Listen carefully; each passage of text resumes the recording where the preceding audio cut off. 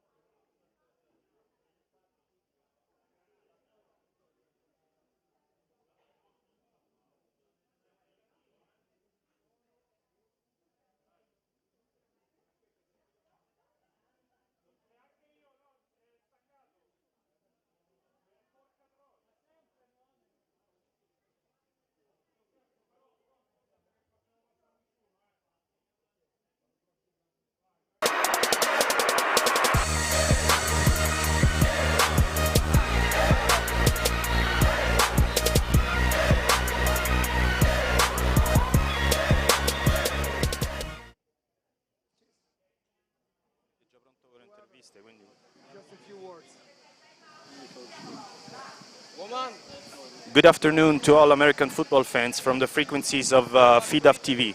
My name is Francesco Porcello and I will be your announcer for today's game.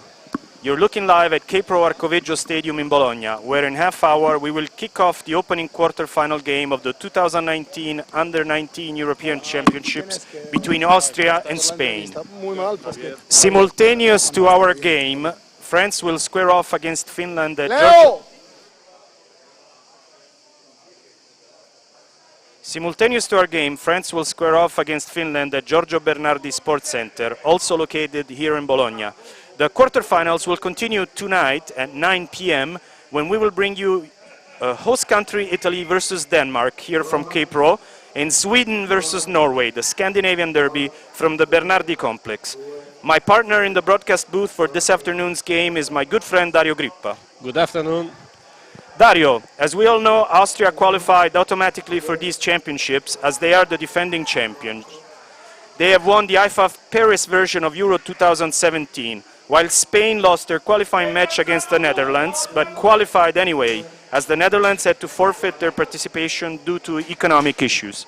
Austria has won the last 4 European Under-19 championships and has not lost a match in Europe since 2008, when they came in 5th. Spain has never won a game in the main tournament, and the last time they reached the final phase was in 2011 when they were eliminated by Sweden in the opening game. Austria is definitely a strong favorite today. Do you think Spain will be capable to create problems to the Austrian steamroller, Dario? Thank you, Francesco. The Austrian team is the main favorite this afternoon, not to mention the entire tournament. As you said, they're defending champs no matter what about the fight between IFAF Paris and IFAF New York. The odds are all for this team, and Spain is the ultimate underdog. But as a sport has taught us during our whole life, there is no result that could be taken for granted, and I'm sure that the Spanish players are not here for taking a vacation. Thank you, Dario. I will now pass the microphone to Manfredi Leone, that will be our sidelines reporter today. Manfredi, good afternoon. Good afternoon to everybody. Good afternoon, Francesco and Dario. I'm on the 50-yard line, as you can see, actually, with the 2 of the coaches of the 2 teams that are facing this event today. In a few minutes, everything will be ready. Javier from Team Spain, how do you feel today? What's your expectation for the game? Oh, I feel awesome. Every kid is feeling on a maximum strength point, and I'm feeling that it's gonna be a great game today because Austria has this speed and strength, but we have a same speed and the same strength at the other team. So I expect it to be a great game today. What about the team? It's gonna be most Spain, I think. On pass or run, we can spoil something. I mean, we have pretty good players in both aspects, like pass or run plays. Doesn't matter for us. We're just gonna execute 100% every single play. We can do it. Great. So congratulations and good luck.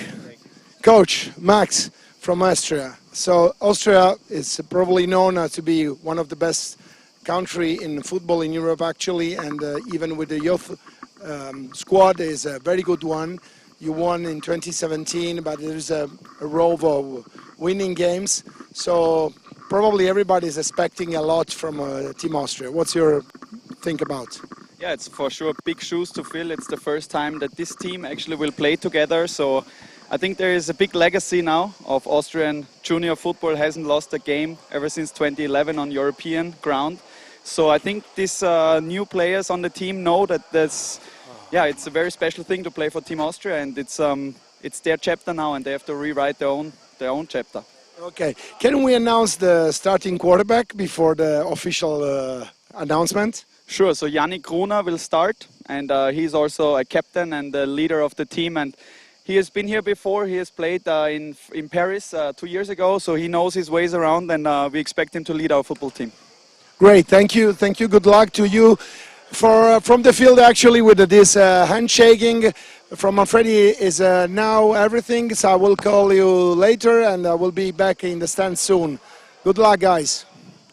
Thank you, Manfredi. Thank you to the coaches for this very interesting interview, Dario. I think the coaches have underlined something that we already know.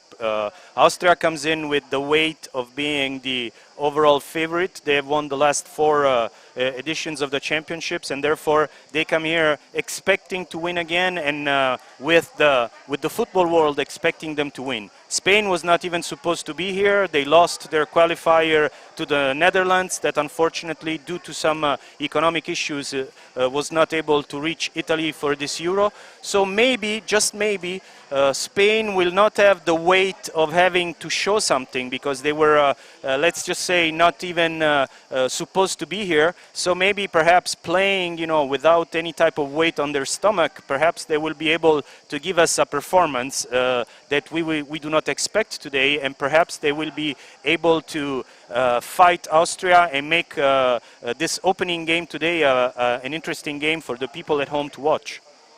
Francesco, I'm sure that guys will play 100% and a little bit more. They can play the first game, the inaugural game of this tournament.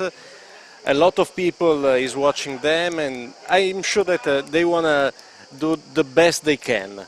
On the other side, Austria has a lot of pressure on the guys. I don't want to forget that these are under 19 guys, so they're very young, not so experienced at the high level. We're not talking about the senior team of Austria. I think that it's not so easy, because these are not the guys that has won the previous championship. Are completely different guys, just under the same flag. So, okay, they are the defending champions, but these guys haven't won anything for now. And that is a very interesting point that we would like I would like to take over, and it's exactly what you said. The fact that yes, Austria is the defending champion, but of course, because of age problems, of course, these are not the same players that 2 years ago in France won the IFAF Paris version of the Euro. And as we mentioned IFAF Paris, let's look back at what happened 2 years ago in the last edition. As everyone listening and watching from home probably knows, our federation had an ugly split up into 2 federations for a period of time that produced 2 different European Under-19 championships 2 years ago. The Paris version of IFAF was the version that saw Austria win in the final game 17-7 against France. Third place Deutschland, Germany, won 50-0 in their third place game against our home team Italy.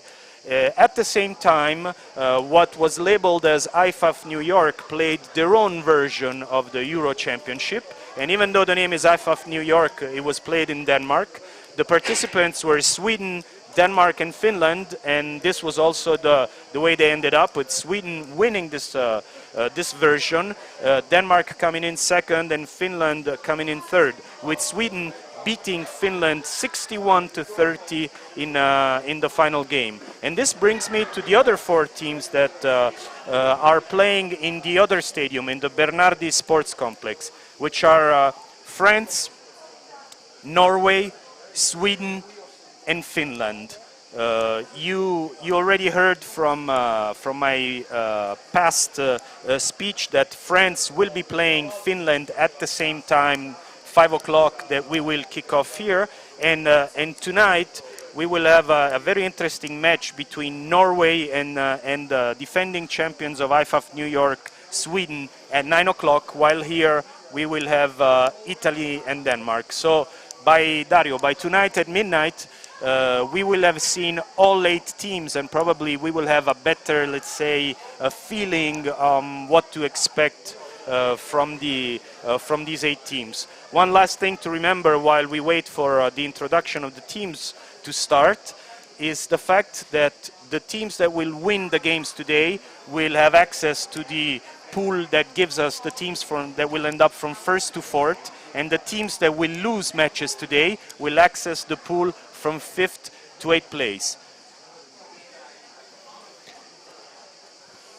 Yes, Francesco. I'm very anxious to see what will happen in the other stadium, because for the same reason we have talked about, Sweden could be seen as a main favorite, as a reigning champion, but the guys are not the same that has won the IFAF New York tournament 2 years ago.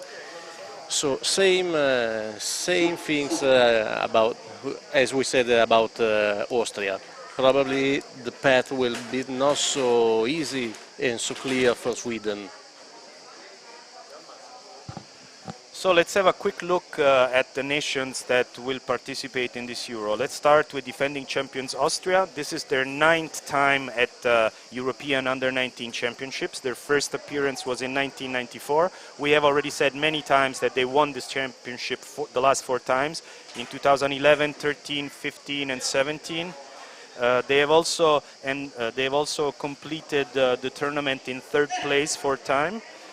Spain has been 4 times to the European Championships, and their best result was 4th place in 1996. You see it now in the graphic. You also see their first game was played in 1994, and it was a loss to Germany in Berlin. Their last game, we have already spoken about it, in Arnhem. They lost 15-9 to the Netherlands. Let's look also at some data from the other 2 teams that will be playing this afternoon, France and Finland. France has been 11 times to the European Championships, and they have won it twice, in 2004 and in 2006. Their opponents, here are the data from France. Their first game was a win against Great Britain in Toulon on 1st of September of 1992, and their last game, as we mentioned, was their loss to Austria in the championship game in the IFAF Paris version of the Euro on 16th of July 2017. Let me switch over now to the Finnish side, to Finland. This is Finland's 11th participation in the Euro Under-19 Championships. Also, Finland has a very good score in this tournament, as they have won it in 1997, 2003, 2005 and 2016. Their first game was a loss to Sweden 28-3 in Einola on the 25th of May 1992, and their last game was a win against Russia 69-0 on the 5th of May. Let's now go to the stadium announcer and follow the presentation of the 2 teams that are going to play today's game.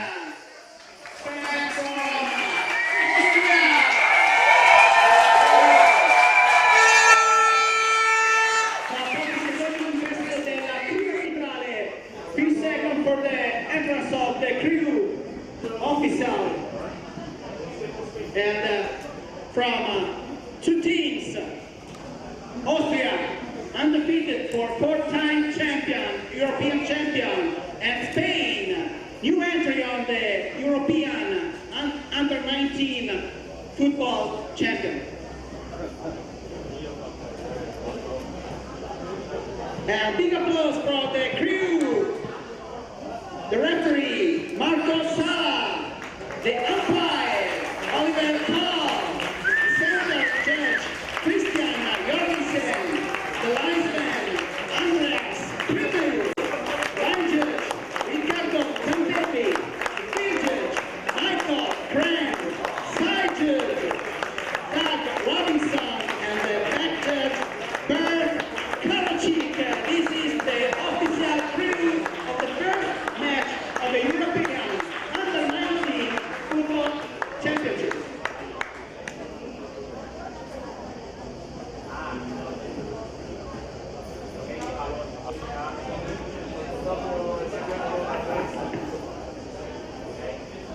And now, only for the fans of the Spain, please welcome the national of Spain! The national football team, under-19 from Spain!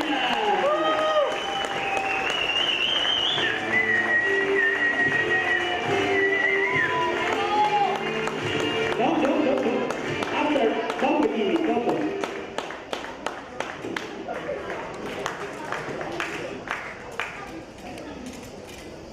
And now the starting lineup offense from Spain, number 72, Paul Soto. Well, Dario, Number 55, Jose Mora. if you're the type of person that likes underdogs in the movies, Spain is your team today. For sure, Francesco. They are the real underdogs, the ultimate underdogs, and I love them. We all love underdogs. So, nothing against Austria. I don't want to cheer against Austria or for someone, but just a little bit of sympathy for the Spain. Absolutely. I think that we could be allowed to have it.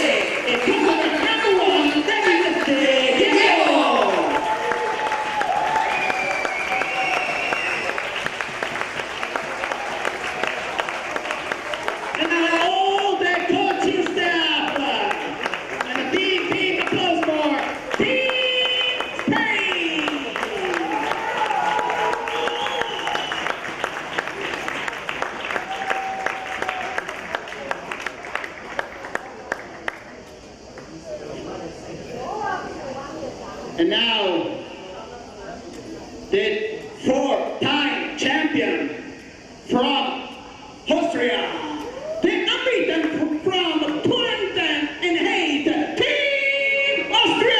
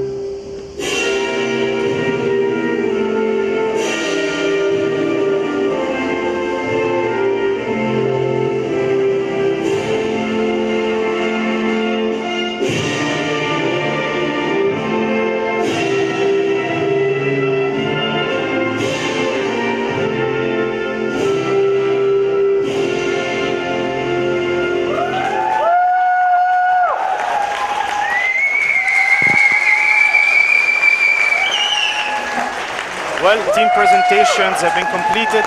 You have heard both the national anthems. Now all we need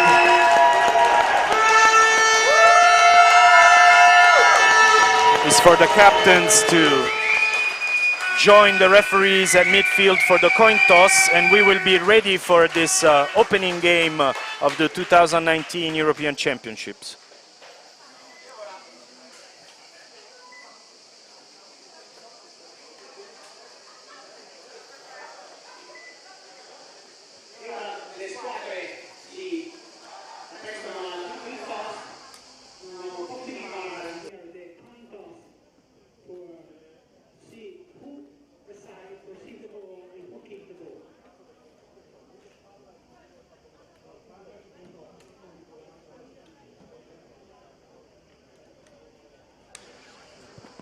Let's take a couple of minutes, Dario, to look into the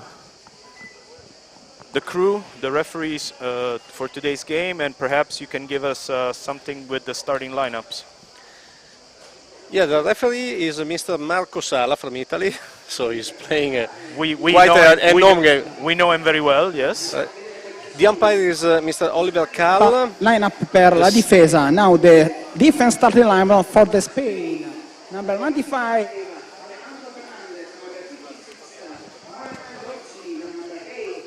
Okay, sorry. The umpire is Mr. Oliver Kahl. The center judge is Mr. Christian Jorgensen. The head linesman is Andreas Pribil. The line judge Riccardo Zampedri. Field judge Michael Karen. Side judge Doug Robinson. And back judge Berk Karacic. Thank you, Dario. As you can see from in the middle of the screen, the team captains. So we will hear from the referee in a couple of moments who will receive the kickoff that will start this game. I would like to make a disclaimer on my part and on your part as well, Dario. We tried our very best to work the rosters.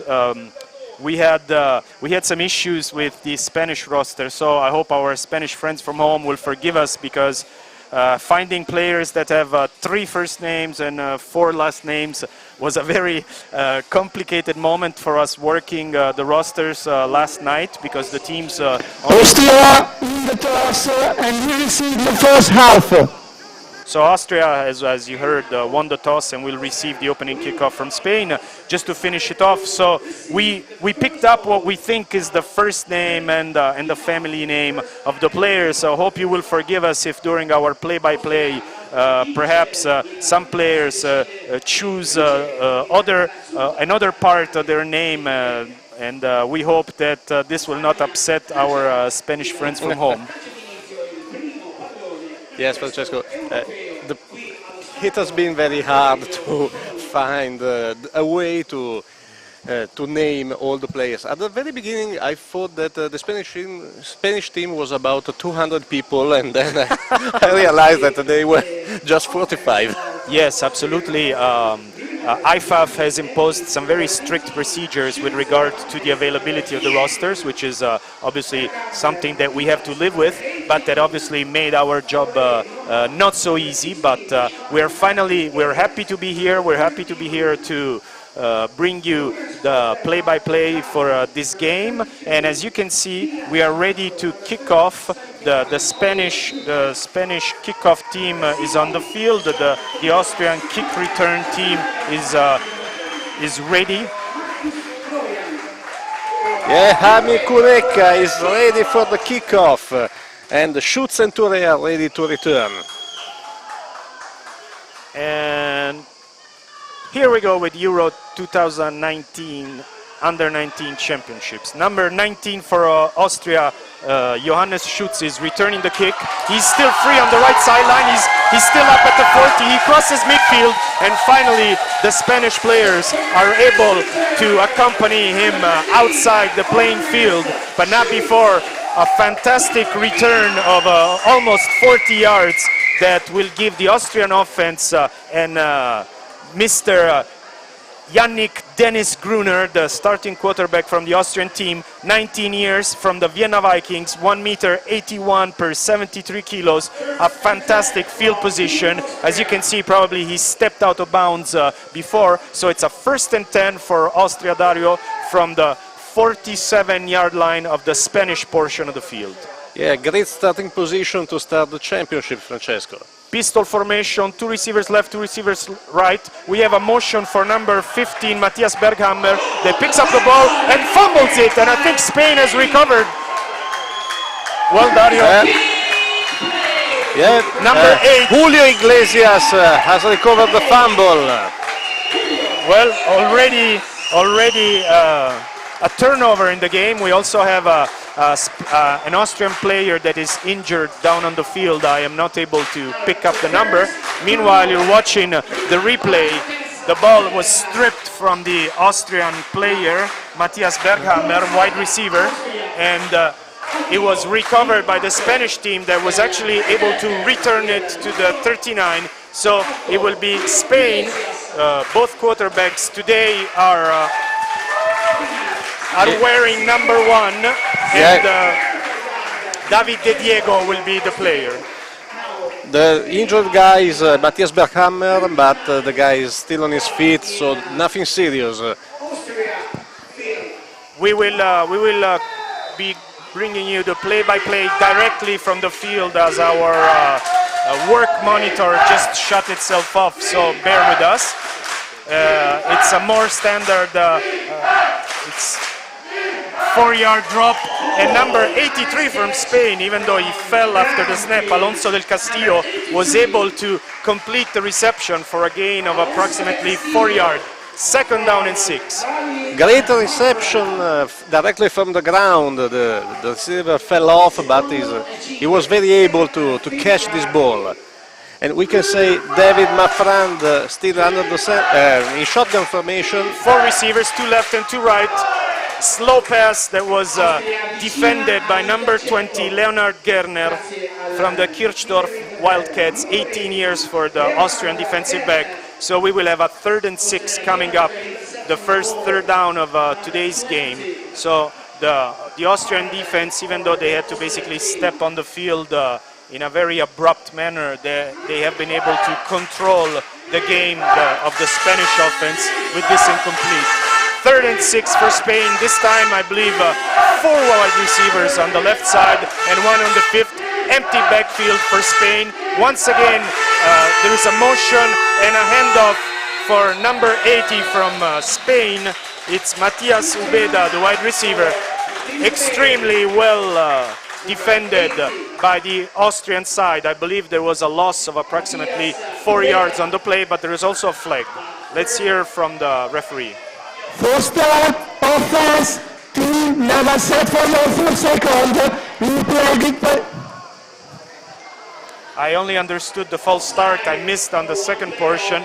But of course, being a false start, this means that the play actually never took place, and we will have a loss of 5 yards, and what was a 3rd down and 6 is now a 3rd down and 11 for Spain from the 40 yards. Same formation as before, empty backfield, 4 receivers left and 1 receiver right.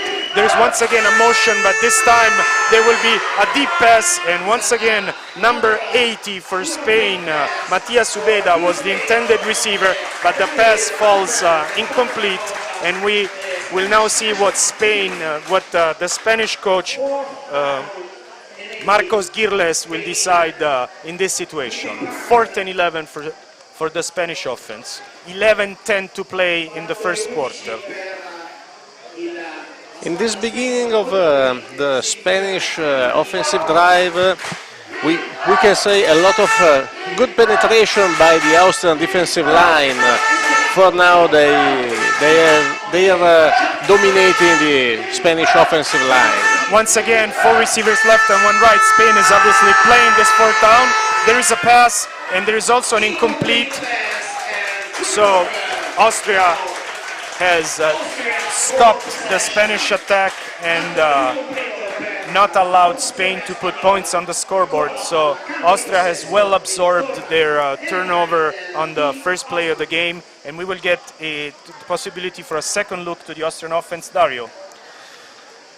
So let's start with the starters. The quarterback is Yanni Dennis Gruner. The running back is Johannes Schutz. The receiver Matthias Berghammer, Noah Touré, Daniel Elias Schwamm, and Marco Karl Rummerstoffer. It's a handoff display for number 19 on the Austrian side, Johannes Schutz once again. Wonderful run between the tackles for him. It's a gain of almost 22 yards for him, and it will be a first down and 10 from the 38. So let's take a look to the offensive line from Austria.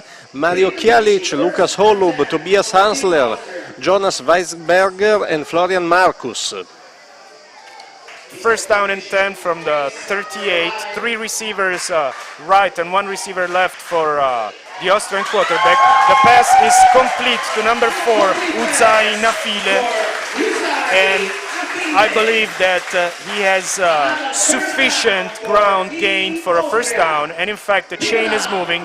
First down and 10 for Austria. Wonderful pass from Yannick Gruner that has already shown us that he has a very soft and delicate touch, very good hands for the Austrian quarterback, with Austria knocking at the door of the Spanish red zone. Once again, it's number 19 Schutz that breaks at least 3 tackles before he's finally dropped on the 5-yard line. First and goal, Austria.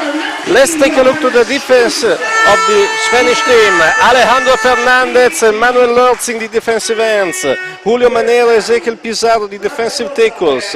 Juan Paul Morilla, Daniel Colomé, Alejandro Garcia, the linebackers. Eduardo Vallo, Lucas Mesero, Alejandro Santias, and Pelayo Barredo, the defensive backs.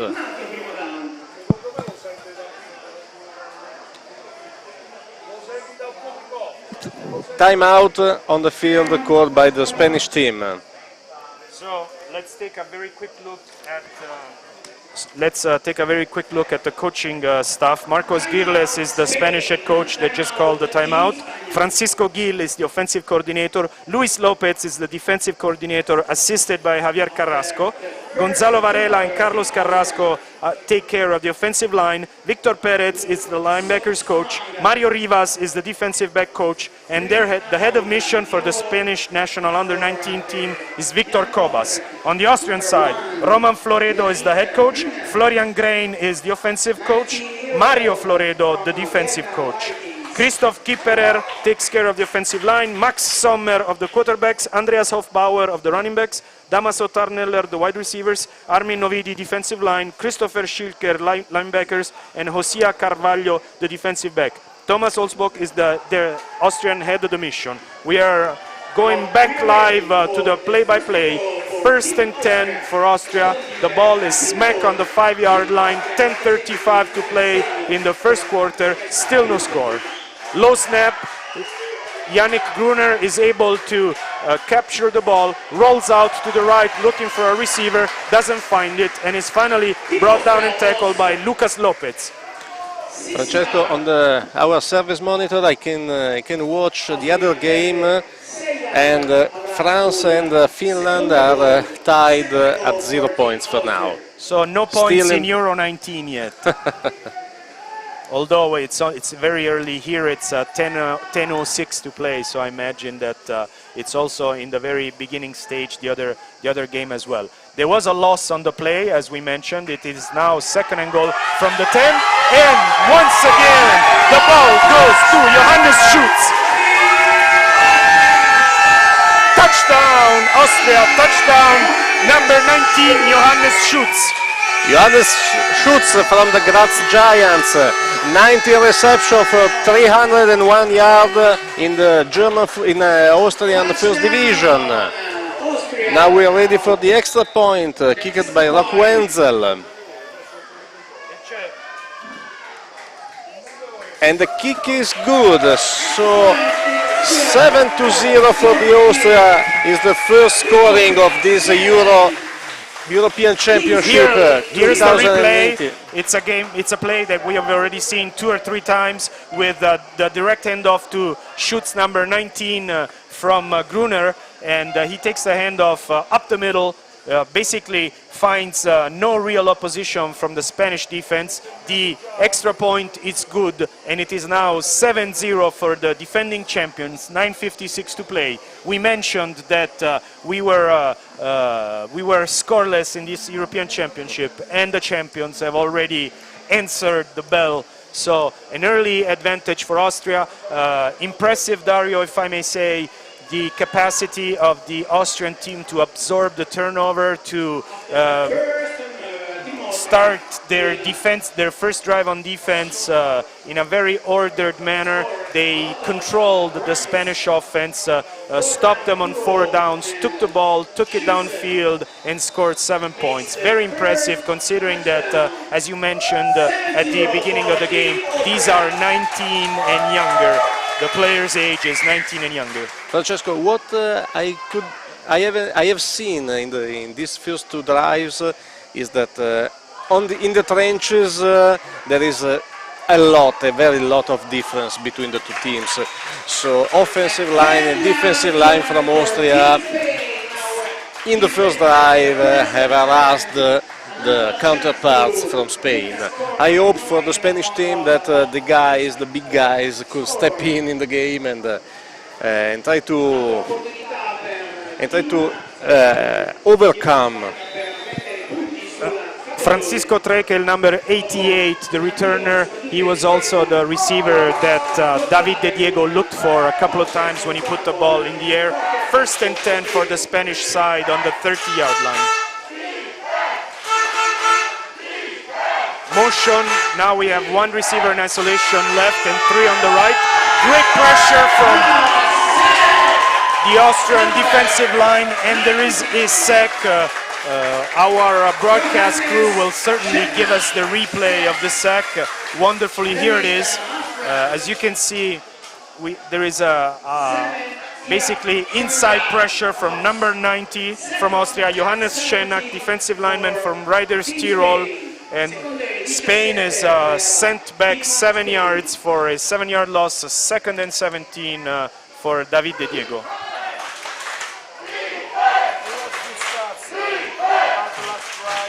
And around for the Spanish team, number 12, Miguel Quince. Miguel Quince from the Mariners. 3-yard gain. I think it's still negative field for the Spanish. In fact, it will be 3rd down and 12 from the 28. Manfredi. 46 yards, Team Austria, 7.7 the average, 1 pass, 1 catch. Thank you, Manfredi. 3rd and 12 for De Diego, looking on the left to number 83 for the Spanish side, Alonso del Castillo from the Black Demons. Good cut inside, but of course not sufficient to gain the 12 yards that Spain needed for the first down. Dario. So let's take a look finally to the starting lineup for the offense of Spain. The quarterback is David De Diego, the running back number 12 is Miguel Quince, the receiver are number 83 Alonso Fernandez, number 87 Jordi Rua, number 80 Matias Castagno, and number 85 Esteve Gimeno. Offense that just stepped off the field. The punting team is ready to kick the ball back to Austria. The lone receiver is Johannes Schutz, that is not interested in returning the ball, that rolls placidly to the 15-yard line, where Austria will come back in with Yannick Dennis Gruner, the quarterback from the Vienna Vikings. 1st and 10 for the Austrian offense. Francesco, not a great snap by the long snapper, and an average, not so bad kick from the punter, and with some also luck for the rebounds. For the kicking team, 1st down. Okay, I was too early. That's why the rebounds were so good for the Spain.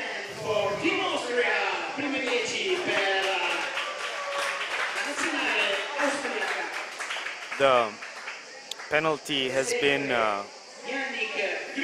measured on the field. The spot of the first down for Austria is the 35. 2 receivers left, 2 receivers right. Typical pistol formation for Gruner that looks on the right and completes a pass to number 16, Daniel Elias Schwamm, that was almost tackled the first time. I was able to break a first tackle, and with the yards after catch actually gain a first down for Austria. Ball on the 47 yard lines of the Austrian side. Austria that is playing in a sort of hurry-up offense. As you can see, they do not really have an huddle and come back right on the line and set up for the next play. This time it's a handoff, the handoff to Johannes Schutz that finds a hole in the middle once again and is able to gain approximately 11 yards on this run, Dario. First down for Austria, and Schutz is our very early MVP of the game, I would have to say. I think that Schutz has to split his award, a very early award, with his offensive line that is opening really great holes on the line of scrimmage, making the life quite impossible for the linebackers from Spain. Noah Touré, the intended receiver for this throw from Gruner, I believe either Touré was doing the wrong pattern, or the quarterback was slow in releasing the ball because the ball was way behind the receiver. This will bring up a second down and 10 once again from the 42 yard lines of the Spanish portion of the field. Once again, 2 receivers left and 2 receivers right from Gruner that checks the Spanish defense and will go to pass again, and it's a complete to number 16 on the right side. Once again, Daniel Elias Schwamm. This time the Spanish team guards better and does not allow for the completion of the first down, but it's still, Dario, a very good 9-yard gain, and it will be 3rd down and 1 for the Austrian side. The Austria is moving the chain quite easily in this first quarter. 32 degrees the game temperature. We have a flag on the line of scrimmage. The pass, meanwhile, is caught by number 18, I believe, Noah Touré. Fantastic catch. I'm sorry, it's number 16, Daniel Elias Schwamm. So depending on what the flag is, if the flag is against the defense, it's a beautiful catch. Let's hear it from the head ref. Defense, penalties decline, first down. As I was saying, the catch stands, and it's a beautiful catch by Schwamm. And once again, Austria, with 6:50 to play in the first quarter, is knocking at the door with a 1st and goal from the 2-yard line. They still maintain the typical formation, but is Yannick Gruner himself that, with a quarterback keeper, to bring the ball into the end zone. Touchdown Austria, touchdown Yannick Gruner. The score is now 13-0 for the Austrian side, and the game has taken so far the avenue that we thought it would take, Dario.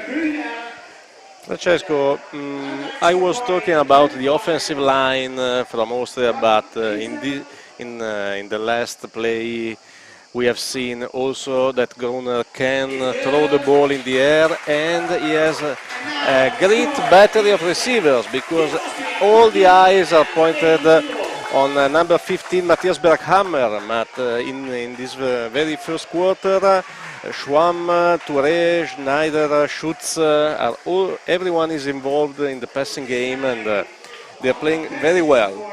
Rock Wenzel, number 25, running back and also kicker for the extra point, while on the screen you see the replay of the keeper by Gruner that has brought the score up to 14-0. As we have the Austrian kickoff team once again outside, I believe we owe you the starting Spanish defense. I believe we have not read it yet. No, we just need to read the starting unit from Austria. Okay.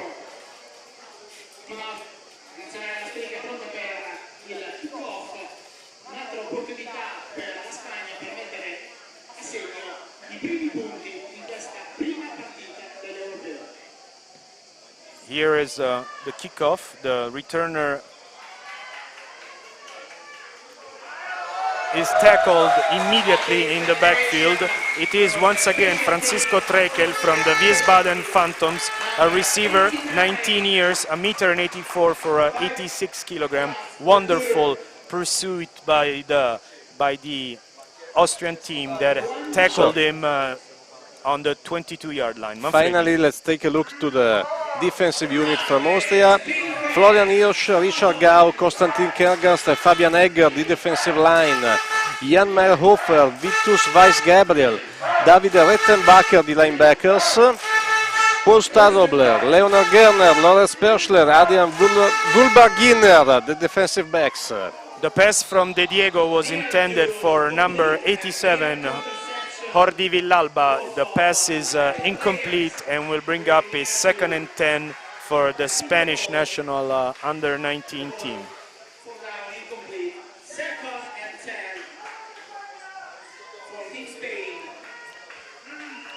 Standard formation with 2 receivers left and 2 receivers right. The quarterback approximately 4 yards behind the line of scrimmage. This time the handoff is to number 12, Miguel Quince, and it's a very good run, probably the best offensive player, the best offensive play for Austria today, as it is a gain sufficient to move the chains. First down Spain. I believe it is the first down for Spain today, Dario. Yeah, you're right. Francesco is the first down of the afternoon for them, and I hope that it could be the start of a nice offensive drive. Once again, double receiver on both sides for Spain. De Diego, there is a motion, but the ball is thrown once again for Villalba, and it's incomplete. Manfredi. Yes, we have some quick stats. On the first quarter, Austria is rushing with shoots. 4 carries, 68 gain, and 1 touchdown. And passing, Gruner is 4 on 5 with 63 yards, and the longest 32 yards. Thank you, Manfredi. It's a 2nd down and 10 by virtue of the incomplete pass on the first down, Dario. Empty backfield this time for Spain. Once again, one of the 4 runners comes in motion, and once again it's number 88, Francisco Trekel. I don't know if this is due to the fact that Spain did not have a lot of time to prepare this Euro Championship, but I do not see a variety of plays from the Spanish offense. Especially Francesco is the 2nd time that they try to play an end around, but with this kind of penetration by the Austrian defensive line, I'm not so sure that it could be the smartest move. No, I had the impression that Austria was expecting exactly the play that they got, and this resulted in a big loss. In fact, we have a loss of approximately 6 yards on this play, and it will be 3rd down and 16. Meanwhile, I believe number 52 is down for Austria. Fortunately, he's now up, Richard Gau, and he's walking out of the field on his own power, on his own legs. So we're happy to see that it was just a minor shake-up for the Austrian bull of 1.70 m for 96 kilograms from the Danube Dragons, 18 years for him. 3rd and 16 for Spain. Once again, empty backfield. We now have 4 receivers on the left side with the internal receiver coming in motion once again. But this time it's a pass, and unfortunately it's also an incomplete pass for number 85, I believe. It's the receiver. Esteve Guimeno, if I am not mistaken, it is kind of difficult to pick up the numbers on the Spanish jerseys. It will be 4th and 16. Let's see if Spain will Dario decides to punt, or if they want to play some trickery now. I'm not sure that the clock could say that it's time for trickery. It's too early in the game. Okay, you are trailing by 14, but it's really too early, and you are really too deep in your field. I agree, absolutely. I think that you don't want to give Austria such a short field, already up by 2 scores. In fact, after a small moment of let's say, thought. Game, offense, 5-yard penalty, first down. As you heard, delay a game on the special team. As a matter of fact, the starting offense stayed on the field a bit too long, and then eventually the special team came in, but without sufficient time to snap the ball. Once again, I believe there is some motion on the line of scrimmage. I'm not sure, but I thought some Spanish player... As usual, Francesco, the special teams are the third side of the ball, third also in time dedicated to practice. Offense, too many players on the field, final penalties, this fall down.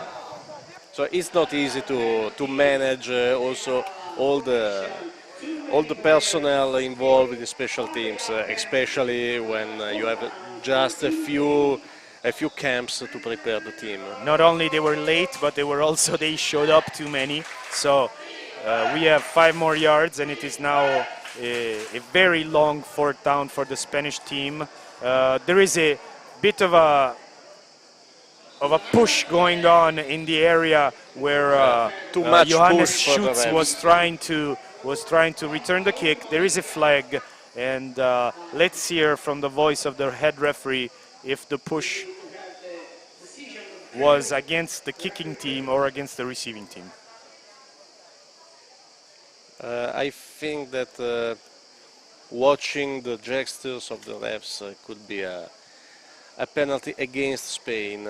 Yes, that was my impression as well, but here comes the official call. There is no foul on the play. So the flag was inadvertently dropped, and it will be a first down from the 41-yard line of the Spanish side, as it was, as a matter of fact, not a particularly high-arched kick that did not have a positive roll for the Spanish side, and it died on the 41, where now the offense will start over. Yannick Gruner hands off, this time to number 25, Rock Wenzel. Fantastic run. About 30 yards running the ball. I think it was a draw play with the fake throw and then the handoff to Wenzel. And I'm sure you noticed, Dario, that Austria is really making, let's say, is camping in the middle portion of the field. They have not really exploited the sidelines, except on the first play of the game where they fumbled, because they're finding a lot of empty space. Here it is once again. It's him again. It's Rock Wenzel. And another fumble. It's Rock Wenzel again. The fumble is, I believe, was already in the end zone.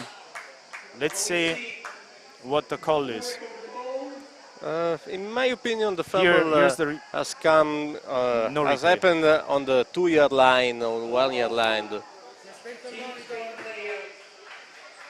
Let's take a look for the decision by the referees.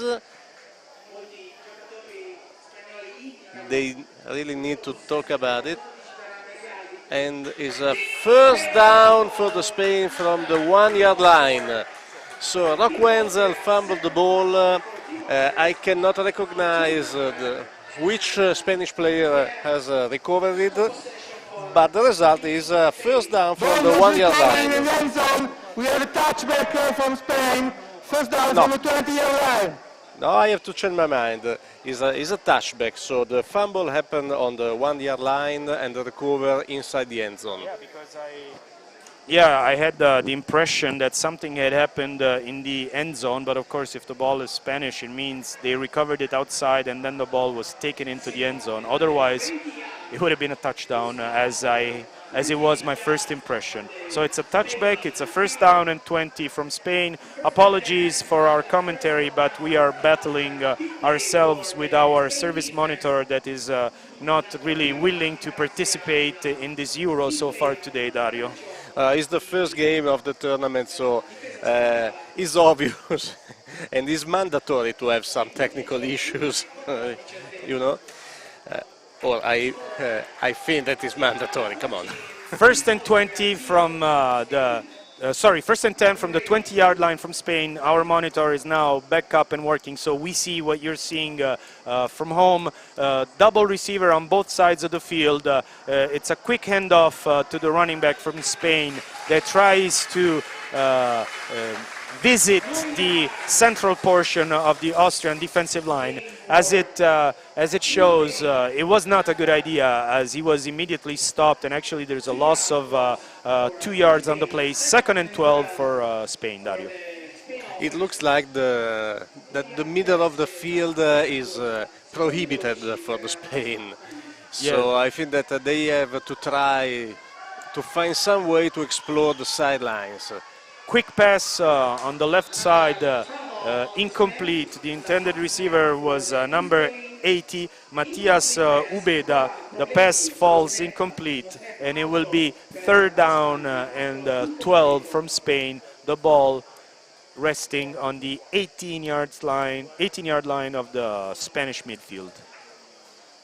It appears that the Austrian defense, as the game goes, Dario, is growing in intensity and in pursuit. They almost seem to know what play is coming, because they're really able to stop it before it even starts. There is a flag and the play has been stopped, so it's probably, yes, I can see from the gesture of the offense number 54, 5-yard penalties to 3rd down. Francesco, the front seven from Austria is wreaking havoc in the offensive backfield from Spain, especially Johannes Schenak, the defensive line number 90, is really in the backfield past the offensive line at every single play. In this condition, you cannot run the ball, you cannot throw long passes, you just have to throw short passes. 54 Yepes was the guilty player on the offside on the pass play. This play instead, it's an incomplete pass for number 88, Francisco Treichel, and I believe we will see once again the punt team. This time it came on the field at the right time. Let's hope also the number of players correct, as they had a little bit of trouble on the last drive. You see now standing exactly at midfield, Johannes Schutz, ready to return the kick for Austria. Jaime Cuenca at the punt. Once again, no, but there is once again a flag from the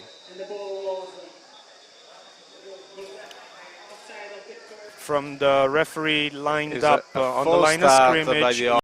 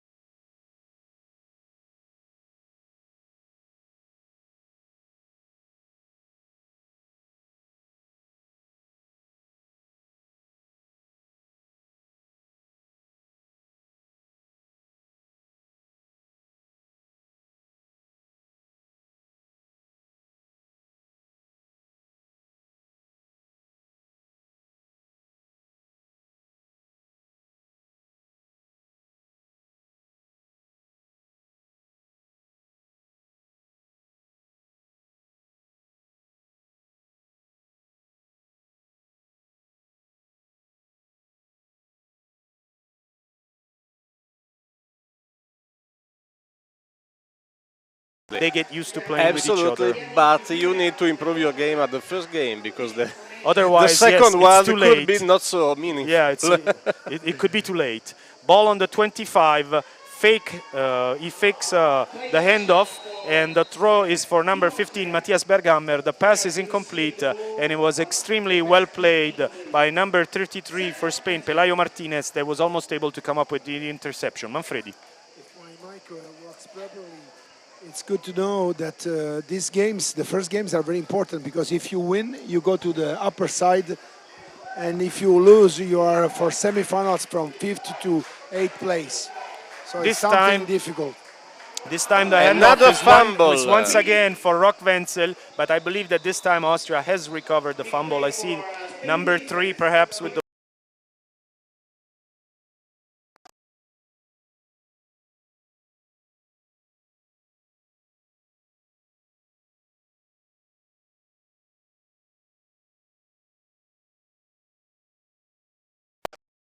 it's a very even match France and Finland, and as Manfredi just mentioned, of course, the winners of today's games will access the pool that will qualify from 1st to 4th place. The losers will have access to the pool that takes you from 5th to 8th place. So obviously, it is obvious that winning today is fundamental.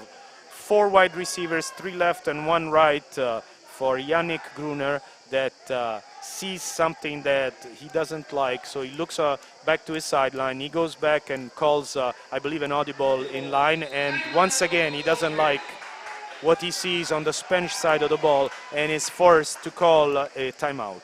Timeout, Austria, first timeout. So let's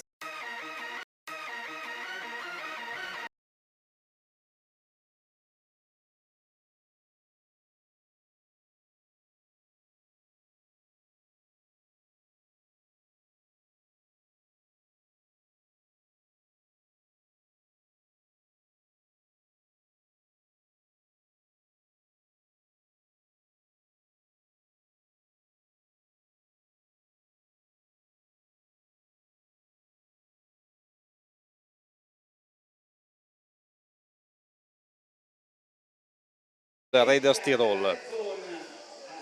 So probably, as you said moments ago, they're also practicing a little bit. They're trying to turn up all the team for the next game. By the way, the winner of this game will play in the semifinals, the winner of the game tonight between Italy and Denmark. The loser of today's game will play on Thursday, the loser of tonight's game in the semifinals of the pool that gives 5th to 8th place. As you mentioned, the runner this time for Austria is number 23, Lukas Haselwanter.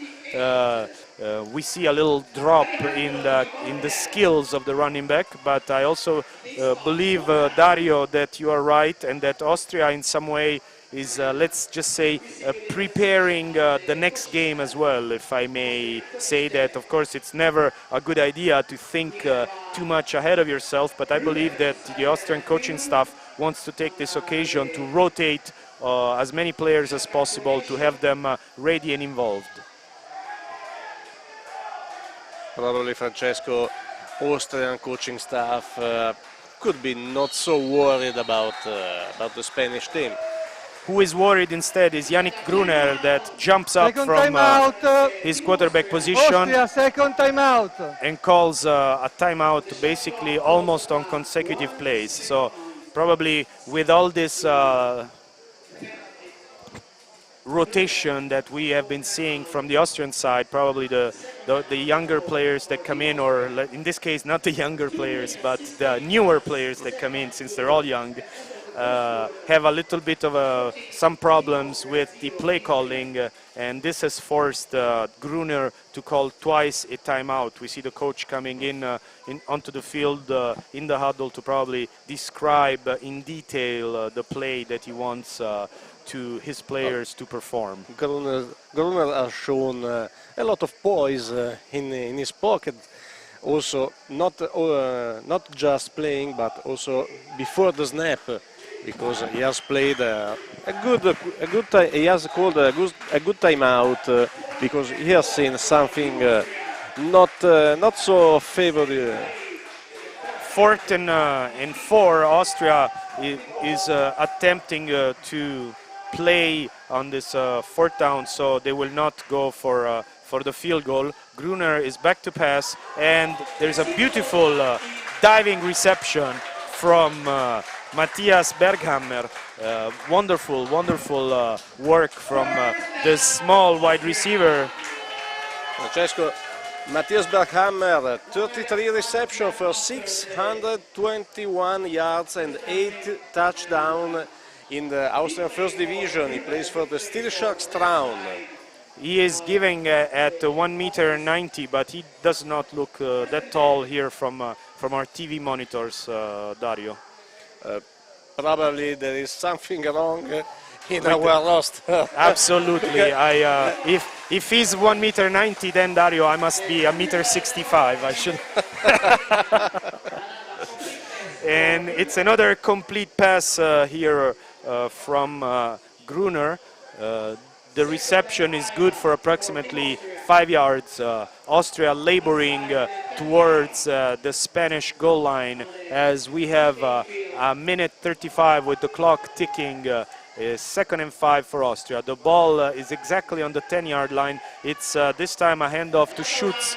That this time the play is well read from the inside defensive linemen and linebackers that stop him for a very minimal gain. I believe he only gained about a yard and a half, maybe 2 yards. So it will be 3rd down and 3 for Austria. Let's see what Gruner will come up with. We have this time 2 receivers left and 1 receiver right. The pass is for the receiver right. That is Daniel Schwamm. There is a good work from number 3, Vincent Martinez for Spain, that does not allow the receiver to set himself properly. So it's an incomplete pass. And once again, Austria is faced with a 4th down. Dario, I don't know if it's because Austria is rotating many players, but it seems as if the Spanish defense... I don't think so, Francesco. I think that finally the Spanish defense is showing signs of life. Beautiful field goal by Wenzel, that is not only a very good running back, but has also shown to have a very good leg. And he has put the ball through the uprights and has brought 3 more points home from the Austrian side with the scoreboard that changes again and only changes on one side. Austria 17, Spain 0. Here is the replay of Wenzel's field goal with as they say, with quite a few to spare on the kick, which basically means that he probably would have made the same kick also from 10-15 yards back, with room to spare. Sorry, I was looking for the word. I was saying before, Francesco, I want to take credit for the Spanish defense for the stop of the Austrian offense. I don't think that the rotation of the running backs could be the main reason they didn't score a touchdown. I think that it was just because basically the front 7 from Spain has played a good drive. Once again, the kickoff is returned by number 88, Francisco Treichel. He finds the right sideline and does a very good job of trying to avoid the Austrian special team. The ball is returned, if I am not wrong, to the 33-yard line of the Spanish portion of the field, as I believe this could be either the last or second to last play of the first quarter. Meanwhile, if I'm not mistaken, still no score in Bernardi Sports Center between France and Finland. You're right, Francesco. They're still scoreless.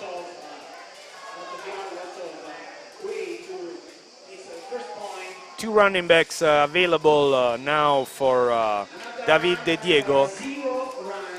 Well read by the front 4 of the Austrian defense. I've seen number 50 in particular, Paul Lemberger, linebacker, in on display. Once again, there is a gain, but it's only 1 yard. 2nd and 9 for Austria. Great job by Lemberger, aligned as a defensive end.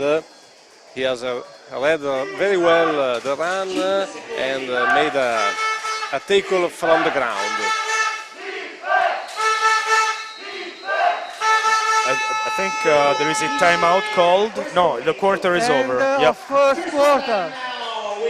So the teams will switch sides. We will have a very extremely brief pause and come back for the second quarter in a few moments.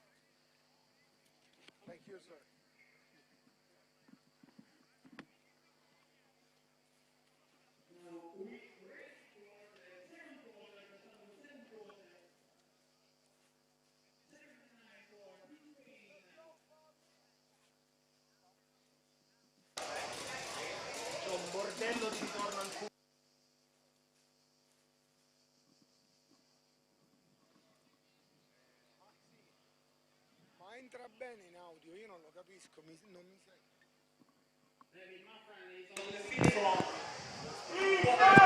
Ready, second down and 9, the Spanish team.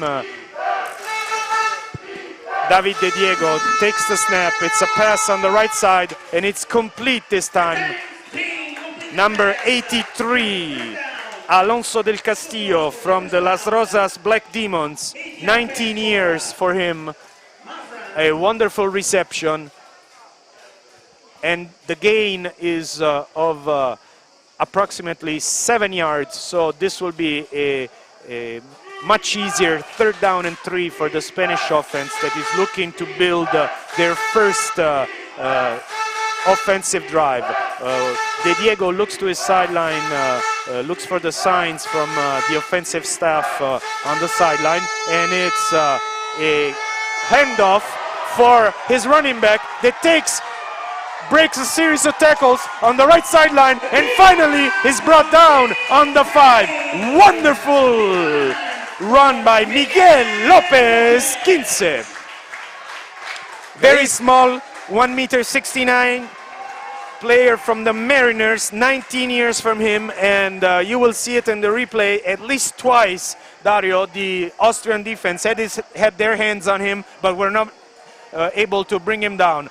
Extremely fast, as you can see, burns a few players. Here, number 34 has him in his grasp. It's Adrian Wunderbaldinger, but a fantastic job of Quince that was very difficult to bring down. Yeah, he showed great balance, great speed. First and goal from Spain. It's him again. It's Quince again. Probably still extremely tired from the play before. In fact, normally in the pros and even at college level, when you have a run like that, normally you take a play off to sort of catch your breath and put all your organs back in the correct positions. You can do that if you have a backup. Yes, of course. So we can see now in his place a player listed as a defensive back, Brian Carbonell. We have the first presence of the Spanish team in the red zone today, and it's a fake handoff for De Diego that takes the right sideline untouched. Touchdown, Spain! Really nice play, the fake. Wonderful job of selling the fake on the handoff, because half of the Austrian defense followed the running back thinking that it was a handoff, and instead it was David De Diego that took the right sideline and basically untouched entered the end zone. Dario, wonderful play, and signs of life from the Spanish offense. Great job by this guy Carbonell. I have this guy listed as a defensive back, but he has done a nice fake. All the Legal defense of the substitution Austrian by the defense. offense. 5-yard penalty. Replay. The down. Jaime Rodriguez was ready to kick the extra point, but there was an illegal substitution on the Spanish side, so the ball will come back 5 yards, and the extra point will be kicked 5 yards behind flags are plaguing the Spanish side today. It is a clear sign of a team that has not had a lot of time to practice together. Yeah, the special team struggles continues. But the kick looks good.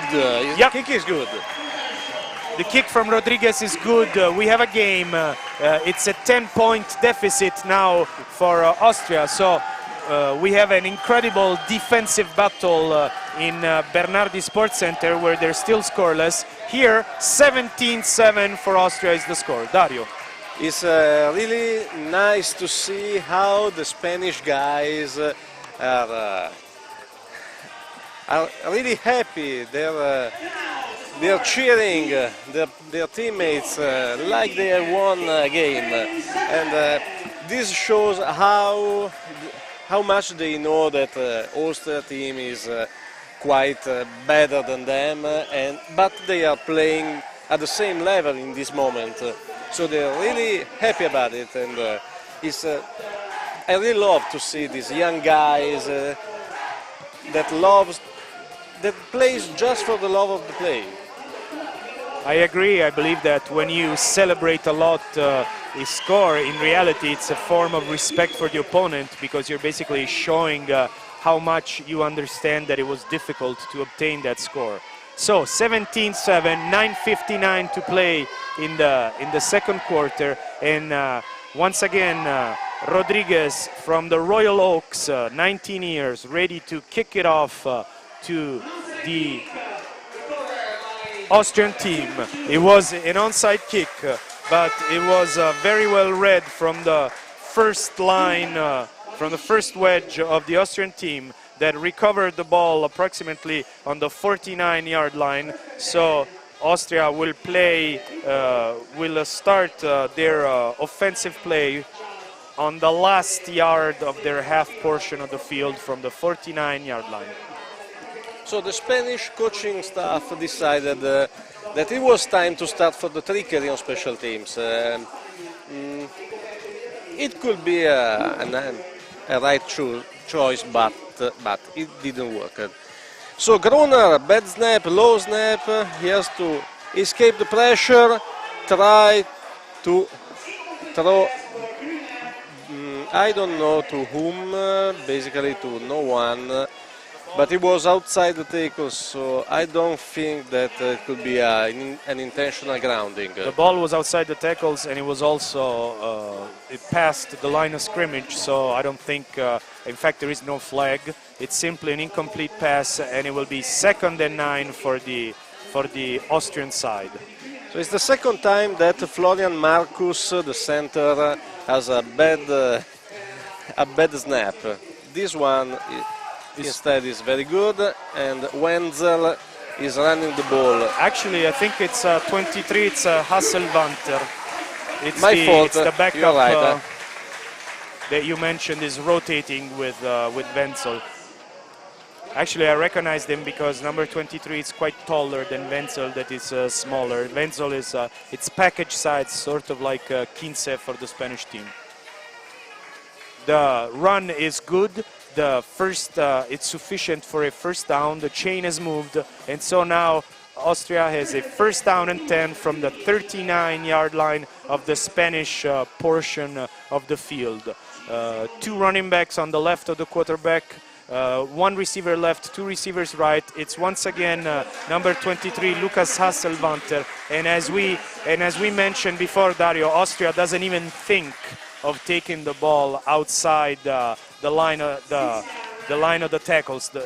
It keeps all their running game absolutely internal, also because I don't think they have had anything less than 5-6 yards per rush today. Well, I think that they don't need to explore the off-tackle run and the outside runs, because the physicality in the trenches is quite obvious. I have seen a Spanish blitz totally blocked without problems by the Austrian offensive line. Meanwhile, on 2nd and 5, the pass from Yannick Gruner was intended for number 40. 16, I think. Yes, sorry, I was looking at it's Daniel Elias Schwamm. He was interfered on the play. There was a flag that came in late, and I believe it will be pass interference against Spain.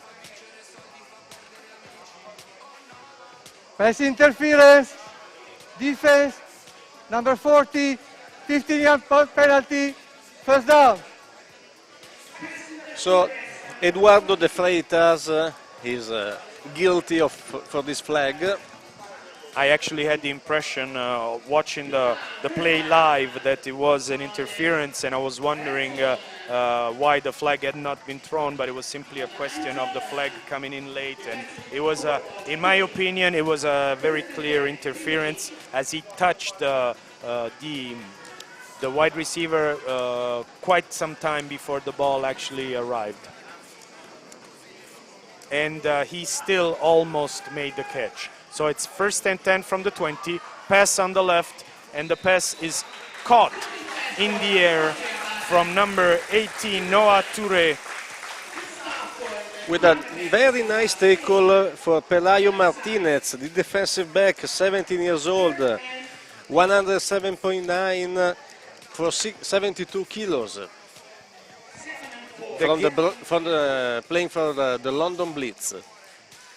Good gain of approximately 7 yards, so it will be second down and 3 with Austria once again visiting the Spanish red zone.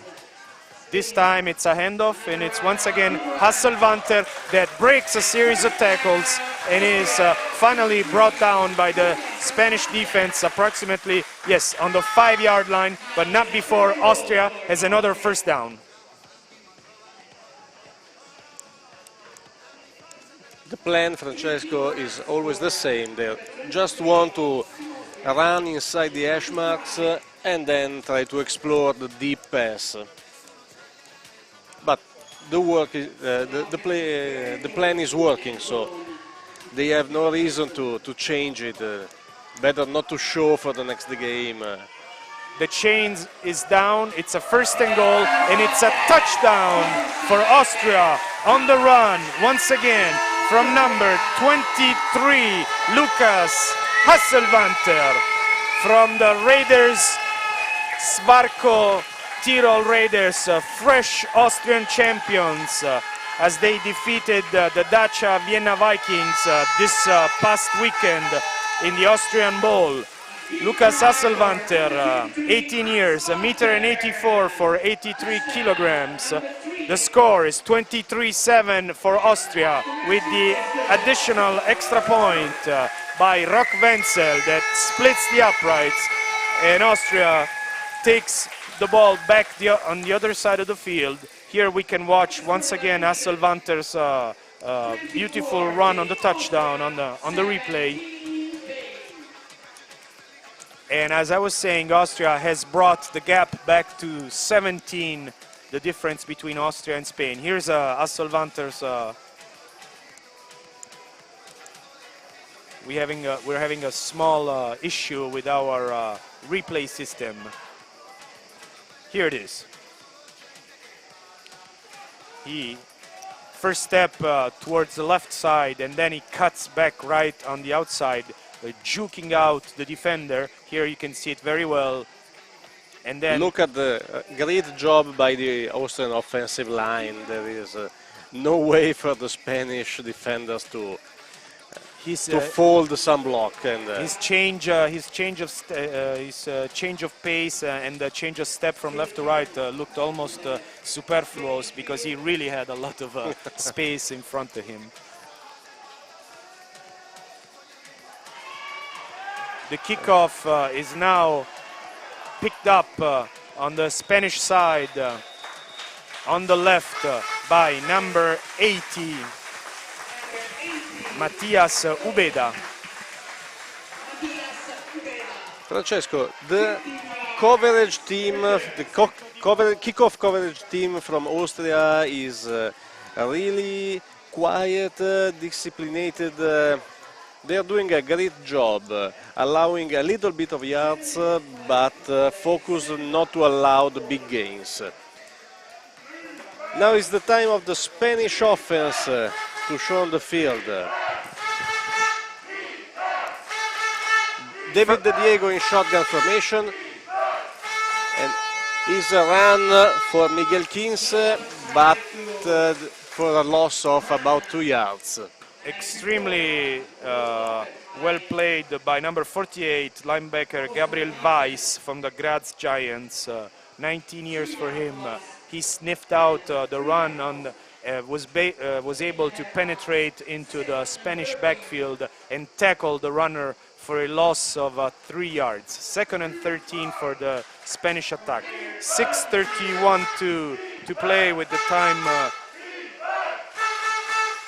flag on the left side. Something was wrong in the pre-snap movement of the offense, I believe.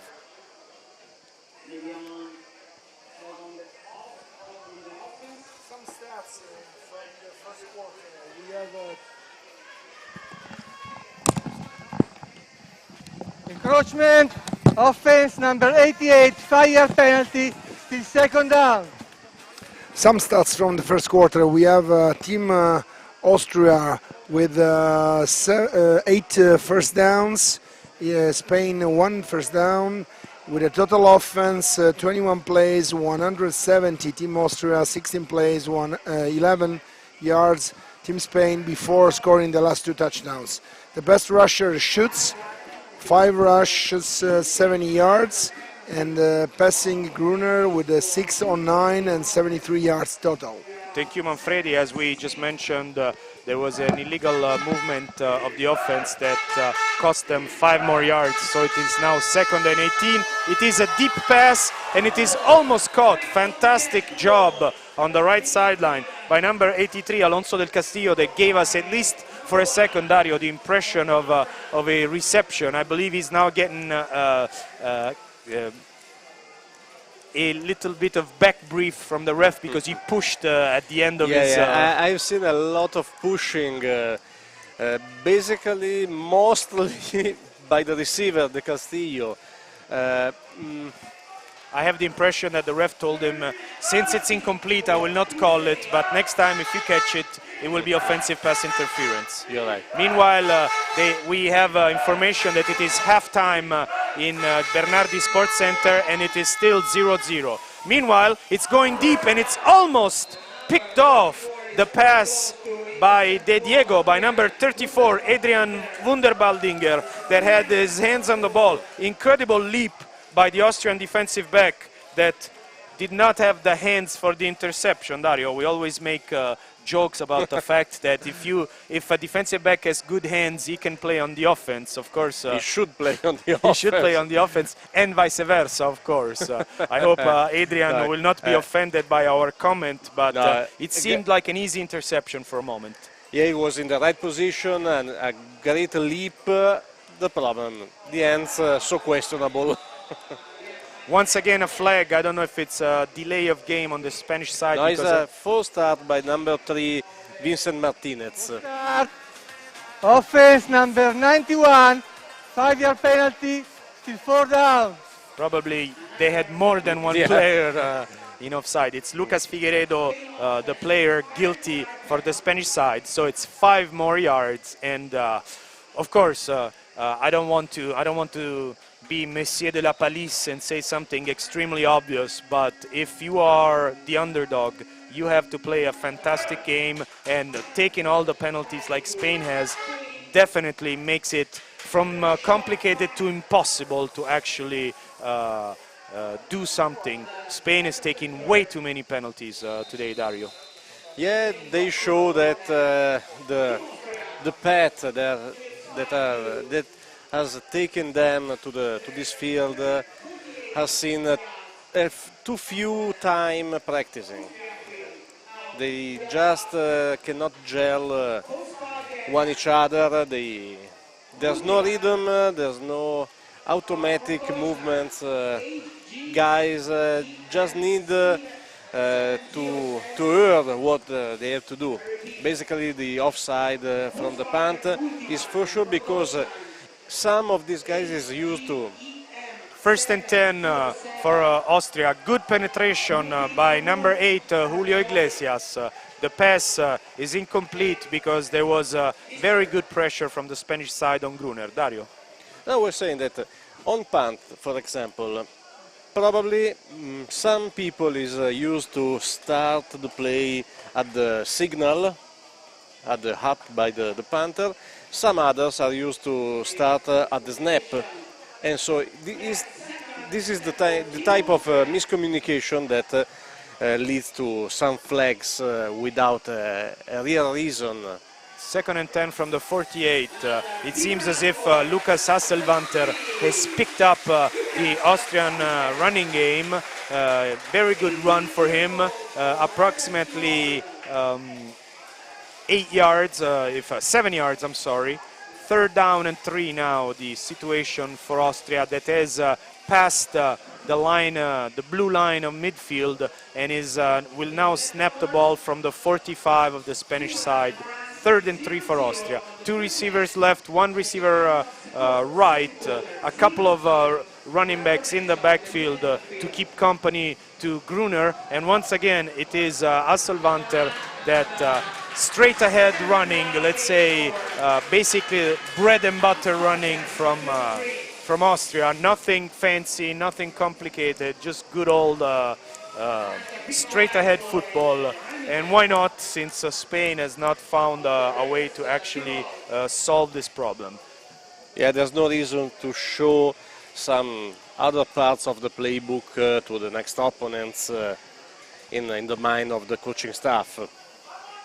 1st and 10 from Austria, this time from the 39-yard line of Spain. Also the formation is identical from the play before, only this time is an attempt to pass, but there was a very strong pressure. At least 2 Spanish players were able to put their hands on Gruner, but here he showed us also some kind of dual threat capacity, as he basically slipped away from 2 would-be tacklers and was able to gain a 1st down for the Spanish side. 1st down on the 24-yard line for Austria. Very good play by Gruner. Yeah, Gruner has shown nice running back moves, some cuts, a couple of change of direction that made a couple of tackles miss. Yes, he gave the idea. He looked very much like a typical dual threat quarterback, as we see quite often in the college ranks, where the play perhaps does not go the way he wants to, or maybe just his receivers are covered properly by the opposing secondary, so it just basically closes the ball in the breadbasket and just decides to take off. And Spain had read very well the play, was able at least twice to put their hands on the player, but he was able to free himself and to actually move the ball to another 1st down for the Austrian team. 1st down from the 25-yard line, and once again Austria coming close to the red zone with the score of 24-7. 4 minutes and 20 seconds to play. 1 timeout for Austria and 2 timeouts for Spain. We have seen, Francesco, some guys starting to have cramps. Probably as we heard from some small on-the-field chatter that we had before, a lot of guys playing double positions, both offense and defense. Very well played here by Gruner, that basically calls on his receiver to free himself, but also very good play on defense from number 3, Vincent Martinez. Not the first time today that he's able to stop the Austrian offense. He basically saw that Gruner was asking the receiver to free himself. He put himself between the receiver and the quarterback and batted the ball away for an incomplete. 2nd and 10. Meanwhile, I believe I'm seeing in the back of the field the bus from one of the 2 teams from tonight's game, either Italy or Denmark, has arrived at the stadium. And another Lukas Hasselwanter. He must have heard me say that I thought that Johannes Schutz was an early MVP candidate, and definitely Lukas is trying to make me change his mind. This is his 2nd consecutive touchdown from the Austrian side that is now running with the game away. It is 30-7. By the way, as we heard from the referees, there is no mercy rule in Euro 19, so this game will be completed by with the regular time and scoring. The extra point by Wenzel is good, and the scoreboard now reads Austria 31, Spain 7. Here it is. Wonderful job once again by Hasselwanter, but as you mentioned, Dario, Spain is loading up the box in an attempt to stop the running game without any gain. But the Austrian offensive line is really blowing off the Spanish defenders. And once the runner gets to the second level, basically he's alone by himself. He can probably scream something and hear his echo because there is no one around him. He probably... I completely agree with you, Francesco. Hasselwanter has started the game as a third-string running back, but now he's not looking as a third-stringer. No, he was probably suffering of solitude in the second part of his run because he had no defenders near him. So the lead is now 24 points, 3:39 to play. And as our friend Mexicaner tells us, yes, the offensive line is dominant, and as we all know, at all levels of play in American football, the war is won in the trenches. As much as we like to love our skilled players, I played wide receiver myself, so I tend to think that quite often. It is the lines that make the game. It is the offensive line that gives the quarterback time to pass and the runners the space to run, and it is the defensive line's job to stop that. It is where the game starts, and if we are really careful in what we're watching, it is also where the game ends, in the sense that it is there that, let's say, the result of the game is clear to see. Very good job in this first 21 minutes approximately of play from the Austrian offensive line.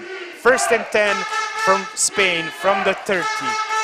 It is a pass complete for a very short gain for Spain, Dario. I believe 2 yards, 2nd and 8. I believe that now Spain wants to at least, if not put some points on the board, at least keep the Austrian offense off the field. Francesco, the Spain team now has to find a way to move the chain in some way. I think that the better choice could be the one we have seen moments ago, so not this one. So trying to do short passes, fast passes, exploring the sidelines, trying to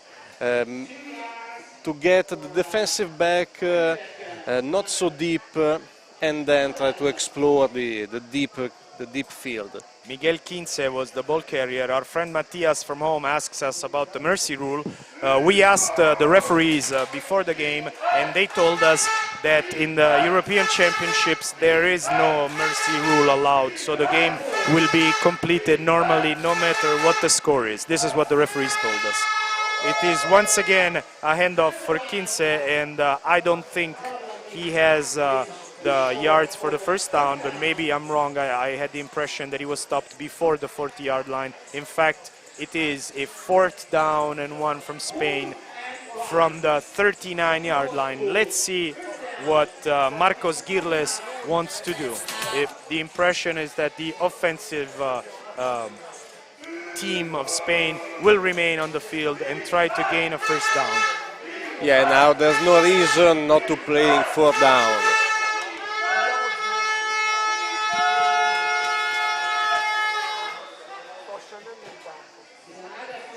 Probably a false start by the slot receiver on the right side of the Spanish formation. Even though they're calling it on the defense to...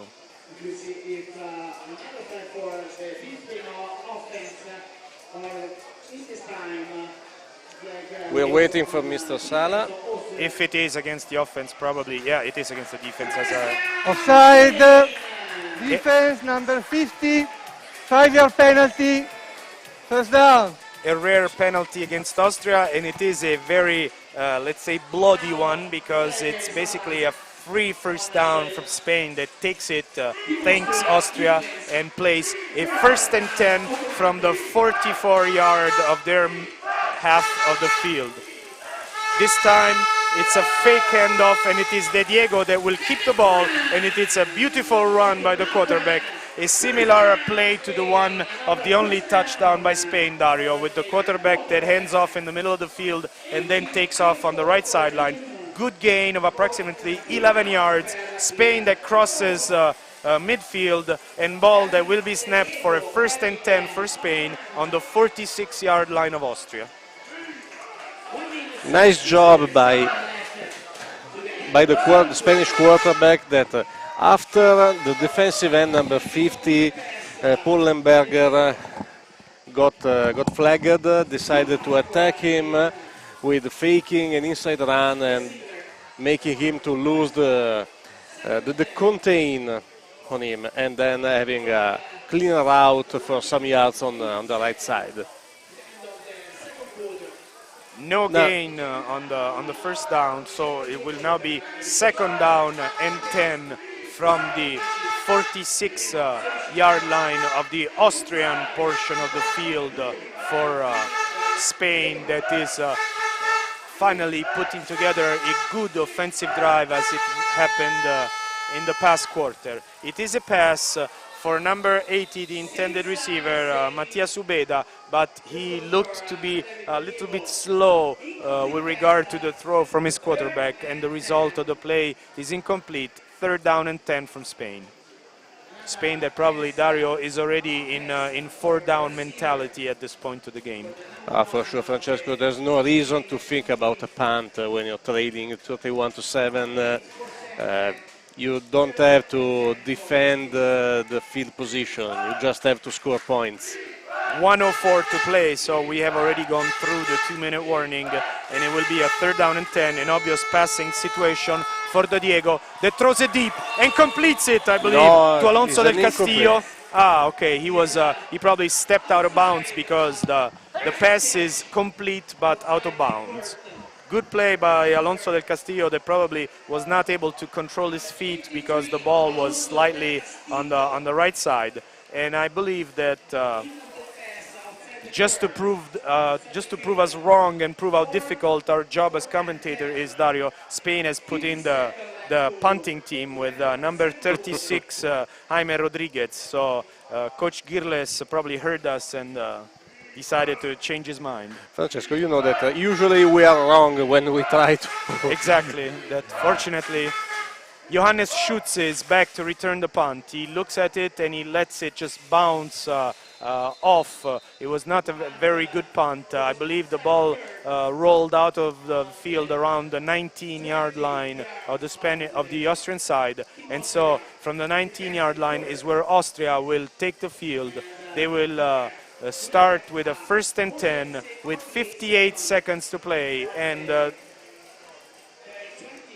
we will see, Francesco, if they will decide to kneel down and go in the locker room, or if they want to play this drive 100%. My impression is that they will play because the formation is definitely not a formation for the quarterback to kneel with 1 receiver left and 3 receivers right.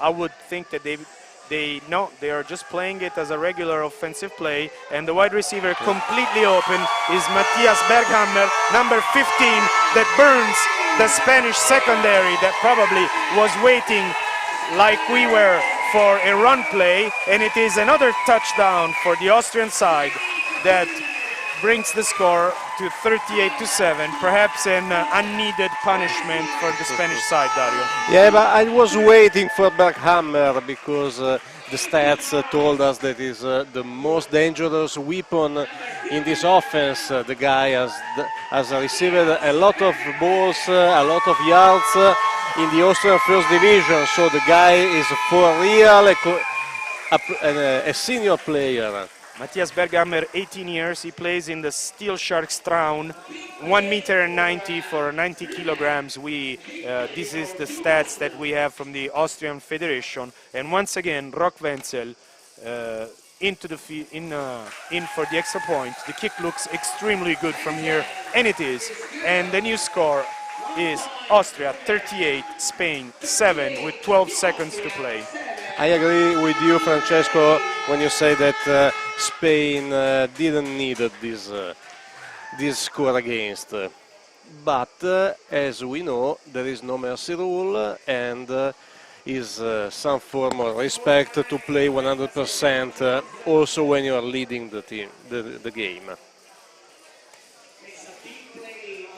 Apologies for our time on the screen. It is 36 seconds yet to play in the second quarter.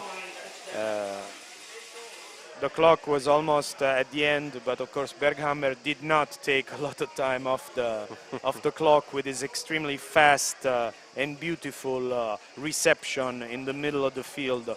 A lot of the play today, if not all, is happening between the hash marks, Dario, from both sides. Yeah, but I can understand very well why Austria is playing inside the hash mark. It's quite harder for me to understand why Spain is always trying to run inside the tackles. Ready on the kickoff, it's Wenzel. It's a short kick picked up on the 25-yard line by the Spanish return team, and it's number 80, Matias Ubeda, that it is still up on the 30, on the 35, and finally brought down on the 40. Ubeda overcome a great hit by a defender, but he stayed on his feet and he has run for another couple of yards. So good effort from this little guy. Yes, I believe that kick returner, even more than punt returner maybe, it's one of the most dangerous jobs on the earth. Probably when you go and you want to make an insurance on your life, you say that you cannot jump with parachutes, you cannot do dangerous things, and returning kicks is one of them. Yeah, for sure. Especially when you decide to reverse the field. There's a fumble recovered by the Austrian team.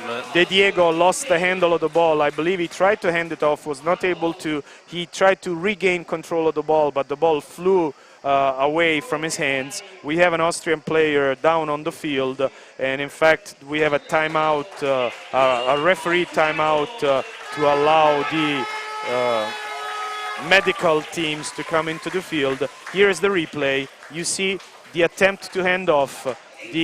Something went wrong in the moment when De Diego tried to give the ball to Kinse. Stefan Wilmek recovered the fumble. Number 98 for the Austrian team. Helped by number 40, Robin Nguyen, and the player down is once again Richard Gao, already the second time today. This time he's coming out limping a lot more than he was on the earlier play.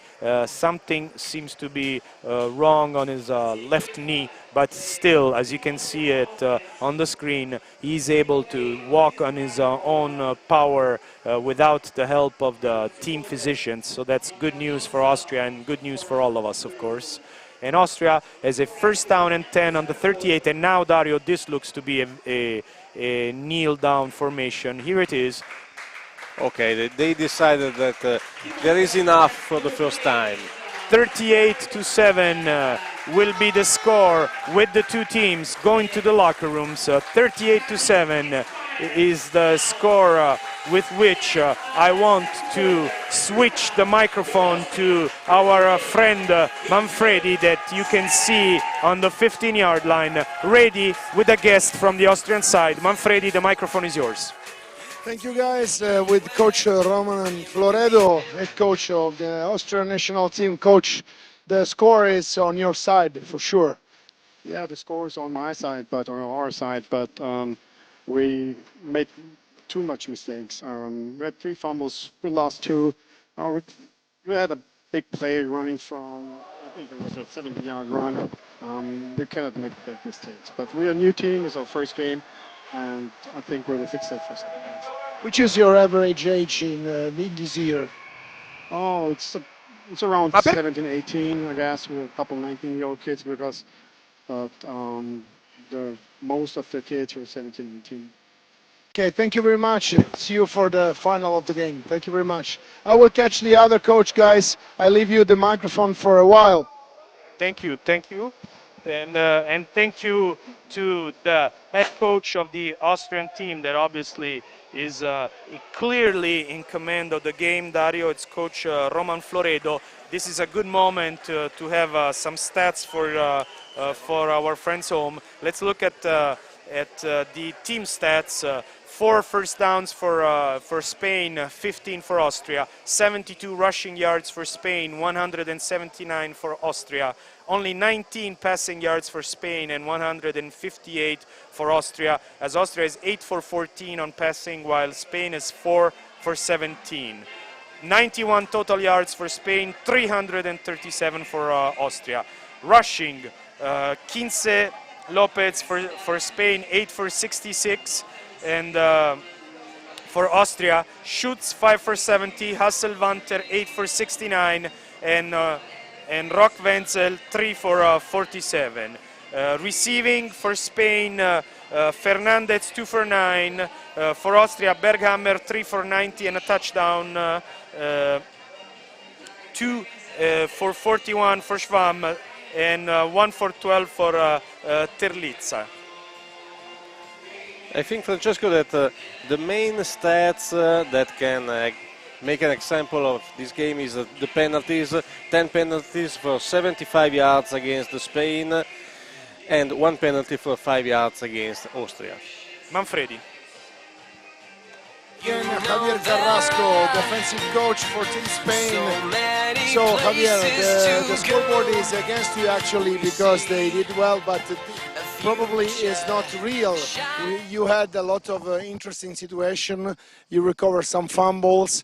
You were managing at the end of the first quarter the ball, but actually Team Austria is taking off.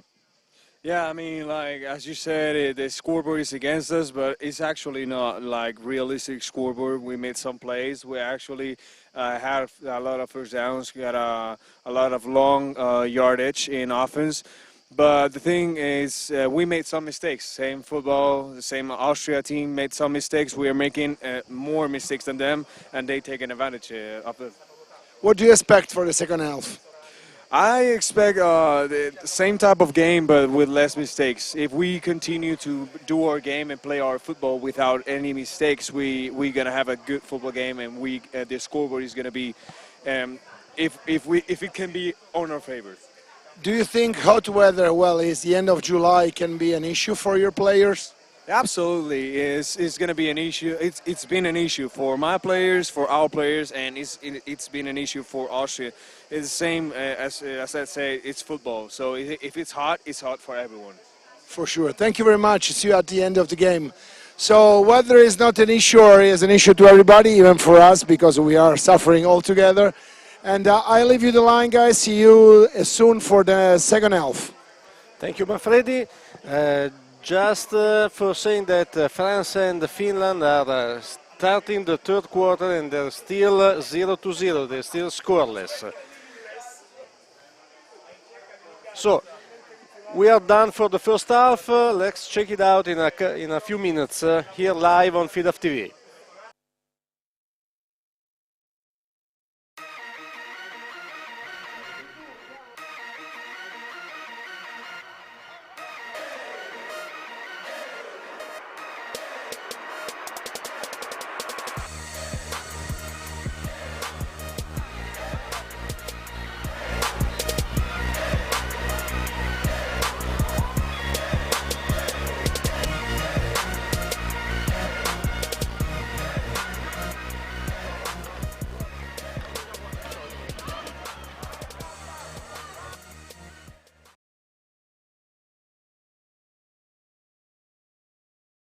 Ecco Elena che lotta per l'ambiente, per la biodiversità, per un sistema di produzione sostenibile che rispetti la terra e chi la lavora. Perché il mondo si cambia con le scelte di ogni giorno.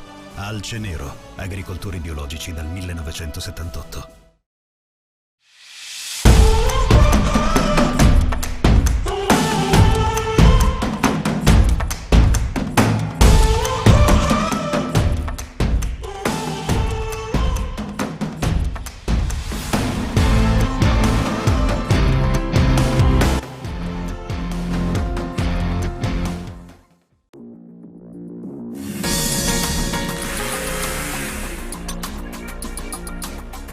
Qualunque oggetto, anche il più comune, può diventare un serio pericolo se usato nella maniera sbagliata. Sono più di 36.000 gli incidenti causati dalla distrazione. Mandare un semplice messaggio o rispondere a un'email mentre stai guidando l'auto può mettere in pericolo la tua vita e quella di chi ti circonda. Quando guidi, guida e basta. RDS insieme a te.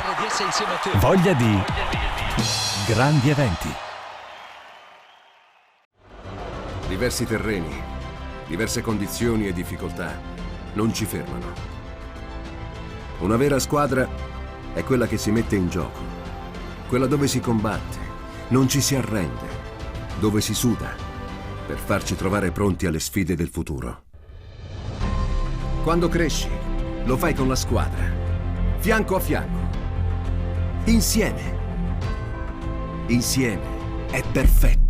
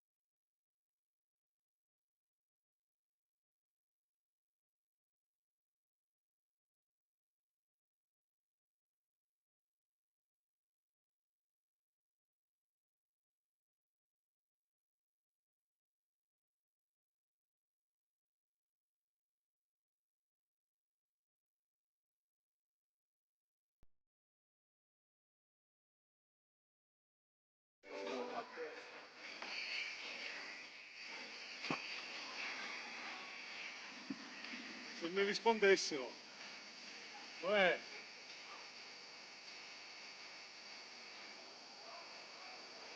non ti sento. La musica la stai sentendo da dove?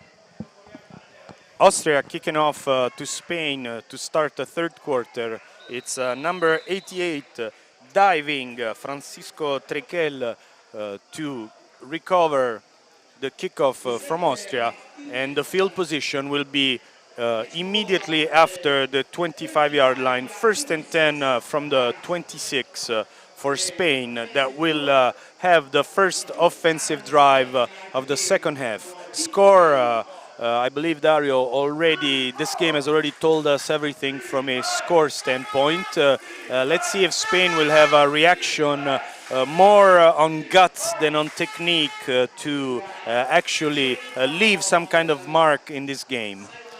Francesco, is now the time for Spain team to play all gas, no brakes. There's no reason to wait for something. The game is quite lost. You need something like a miracle to win this game, but you have to try it.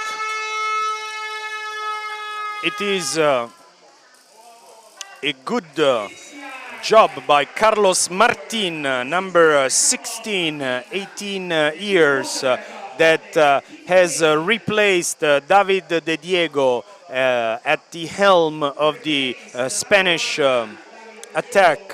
The new signal caller starts the second half with a good quarterback keeper for approximately 7 yards. 2nd down and 3 for Spain, and it's still Carlos Martin. This time it is a handoff for Miguel Quince that breaks a first tackle and then plays extremely well in the middle of the field and gains a 1st down. Francesco, let's start with the score of the other game playing at the same time. France is leading 10-0 against Finland. So 10 quick points for France in the beginning of the third quarter, and so Austria and France are the two teams winning right now. Once again, it is a keeper. This time it's well read by number 21, Ian Meyerhofer, defensive back of the AFC Rangers, 19 years, 1.81 m per 86 kilograms. Extremely good open field tackle for him to bring down the new Spanish quarterback, Carlos Martin, that looks a little bit more mobile than David De Diego that we saw in the first half. Only 1 yard of gain this time, 2nd down and 9 for the Spanish offense from the 40-yard line. Once again, it is Miguel Lopez Quince is the ball carrier, and once again, very well read, Dario, by the Austrian defense. Francesco, as we said at the end of the second quarter, Austria is starting to rotate a little bit more their players in defense. We can see all this, most of second stringers starting this second half. I think it's right, better in a competition like this to have everyone tuned up and everyone ready to step up if needed. 3rd and 9 for Spain.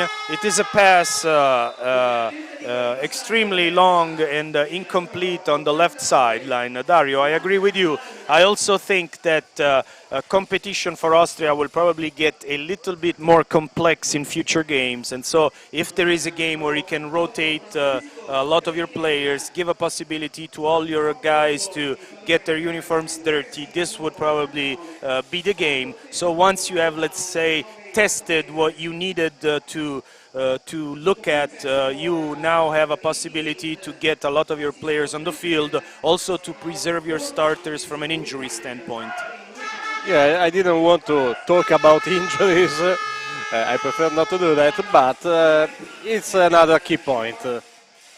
Good punt this time from the Spanish team. Number 91, Lucas Figueiredo, is the first guy on the ball, and he downs it on the 32-yard of the Austrian portion of the football field. 1st and 10 Austria. 9:24 to play. Nothing to, let's say, write home about from this first Spanish drive on offense. Yeah, the main thing we have to figure out is that they're trying to change something, changing the quarterback. Yannick Gruner is still the quarterback for Austria, and Rock Wenzel is now once again the runner. So a rotation again, 11 yards on the run and a first down and 10. Yes, they changed the quarterback. We looked at Carlos Martin, number 16 for Spain, during warm-ups, and actually for a moment we thought he was the starting QB because he showed very nice touch with his passes. So I'm looking forward to see him perhaps put the ball in the air a little bit more. First and 10, meanwhile, for Austria on the 44. Typical formation, 2 receivers left, 2 receivers right, pistol formation for the quarterback.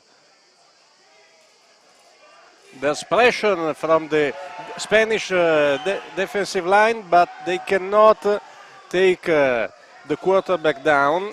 I'm impressed by the poise of Yannick Gruner that is able to move away from a would-be tackler, and he still has the calm and the composure to call for the open receiver, even though the result of the play was an incomplete. Very well, Yannick Gruner on this play.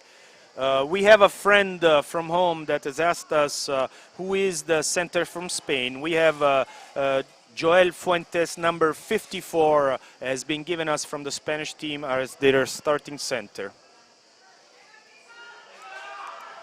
Once again, Rock Wenzel, the ball carrier, and once again a very good gain of approximately 10 yards. It was second and 10, and now it will be 3rd and 1. Dario. Talking about centers, Austria has switched to number 51, Michael Nuck, and the starting center, Florian Marcus, is now on the bench. So they started to rotate the personnel also in the offensive line, the area in which usually we can see less rotation. As a matter of fact, quite the luxury, I would say, to have players that can actually rotate also on the defensive line.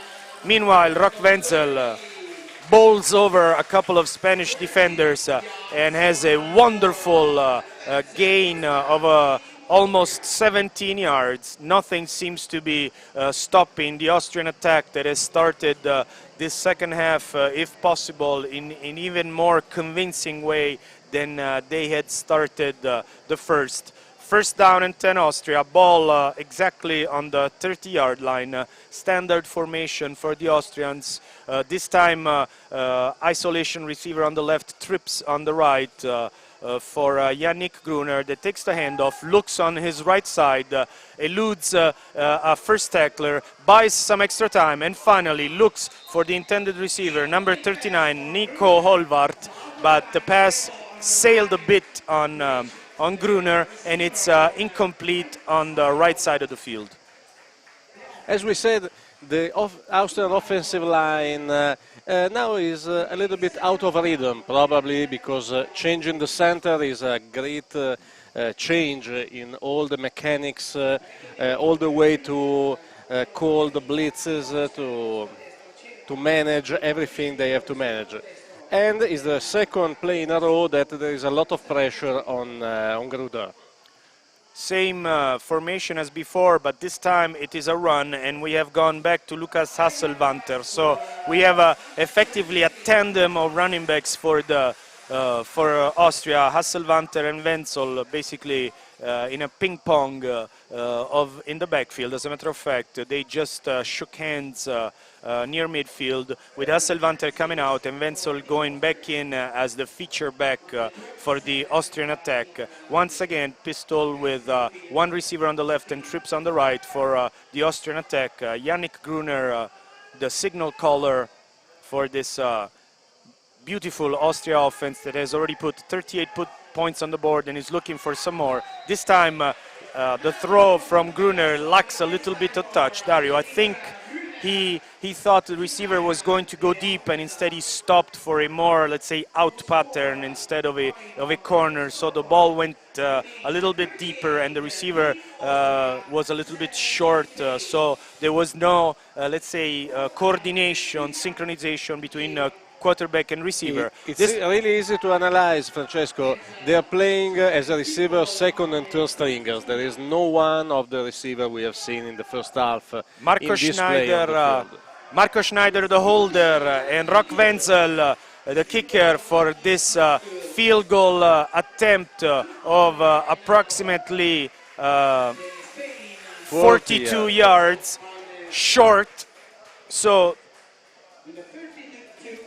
Meanwhile, we have Team France scoring with an interception return, 16-0. The scoreboard on the other field, the Lunetta Gamberini, France is leading against Finland, 16-0. So France looks to be the team that will keep company to Austria in the final group of 4 team. Therefore, Spain could be the first team to qualify in the semi-final that will be played in Lunetta Gamberini Bernardi Sports Center, while definitely Austria will be playing in a semi-final game here Thursday.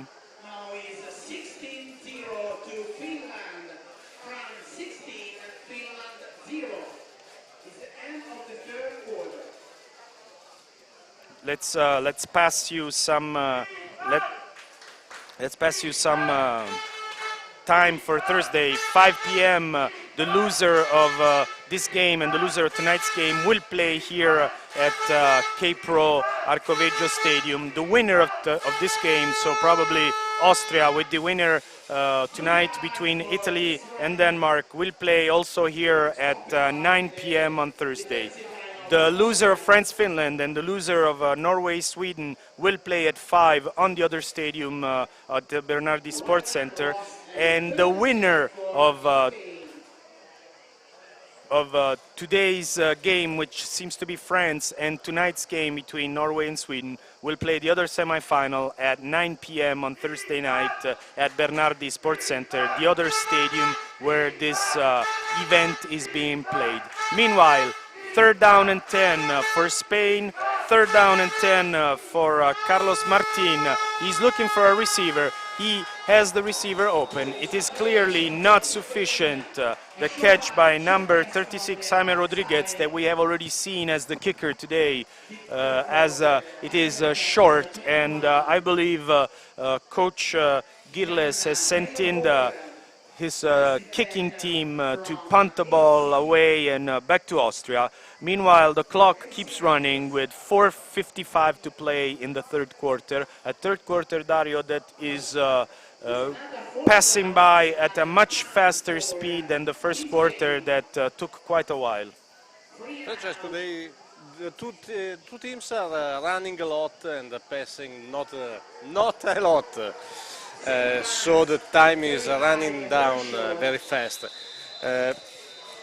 For sure, we can see a Spanish team that is playing a little bit loose.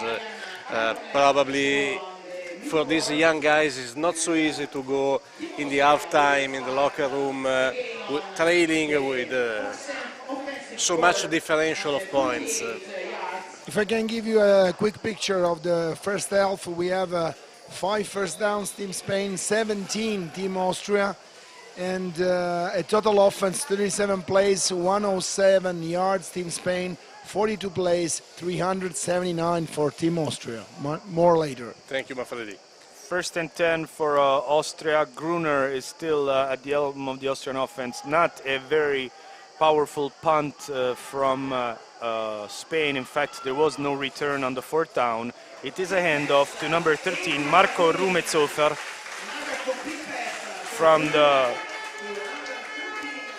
Svarko Riders Tirol, wide receiver of 18 years of age, 1.82 meters per 85 kilograms for Marco. The catch is good for approximately 8 yards, 2nd down and 2 for Austria.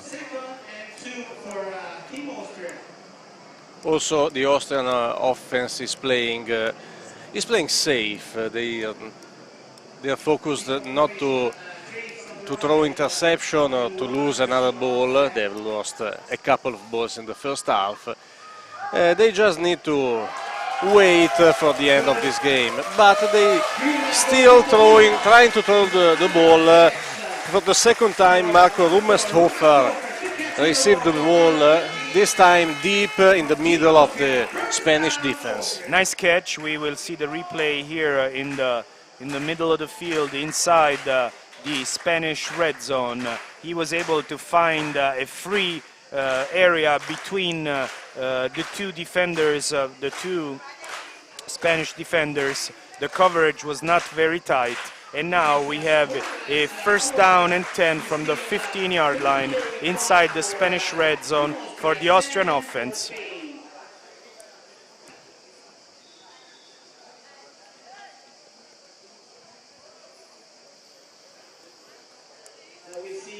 Okay, we have seen an injured player, but nothing serious also this time. Number 53 is now working with the physical therapist on the sideline, but it looks like there is a little problem on his left hand, but there is no problem for sure, nothing serious, and he will be available for the next game. Standard formation for Gruner that goes back to pass, does not find an open receiver, frees himself of a first group of tacklers, then finally a gang tackle from Spain brings him down, but not before he has gained approximately 5 yards, so it should be approximately second down and 5, or maybe even second down and 4 for the Austrian side. Francesco, as a former defensive player, it's really hard to swallow to have a quarterback running the ball with 4 defensive guys attached and nothing going down. Is something that really hurts the defense. Especially because he's not avoiding any hit. He's looking to have more. Yeah, Gruner doesn't look afraid of hits. Absolutely. He likes it. Timeout for Team Austria. First timeout. And Gruner is not particularly big. He's 1 meter 81 per 73 kilograms. He is a product of the Vienna Vikings that were runner-ups in the Austrian Super Bowl to the Svarko Tyrol Raiders. 19 years for Yannick Dennis Gruner. And to go back to your point, it's not the first time that he actually looks for the tacklers in a way that he seems to be challenging. And if our broadcast crew can switch the camera a little bit to the right, we have the Danish team that is now walking onto the field on the right of the center of the screen.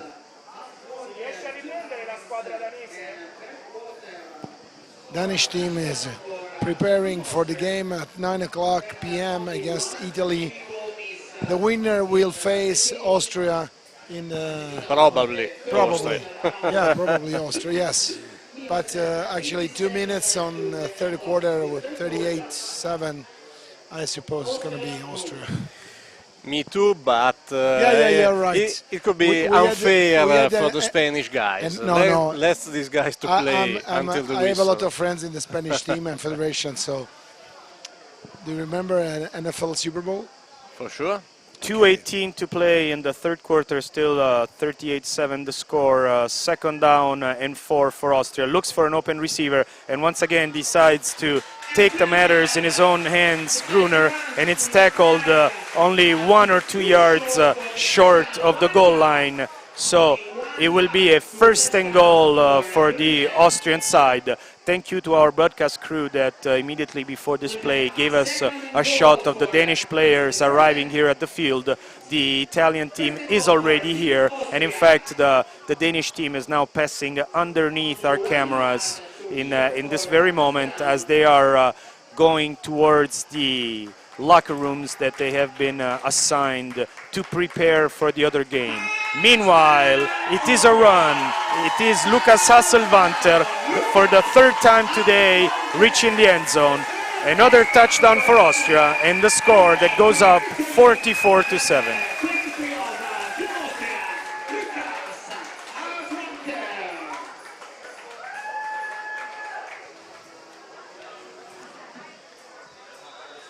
Rock Wenzel in to try the extra point as they starting to have some problems with the substitutions also for the Austrian special teams. In the other fields. And we had a player, number 80, entering the field as the play was going on. I believe they kicked with 10 players, Dario. Yeah, they decided to play this play with just 10 players. Probably they're not so afraid about playing one player less. Or they're very confused. No, there is not a confusion because the kicker, Wenzel, was aware of the problem, but after a few moments he saw that no one was running into the field and decided to play instead.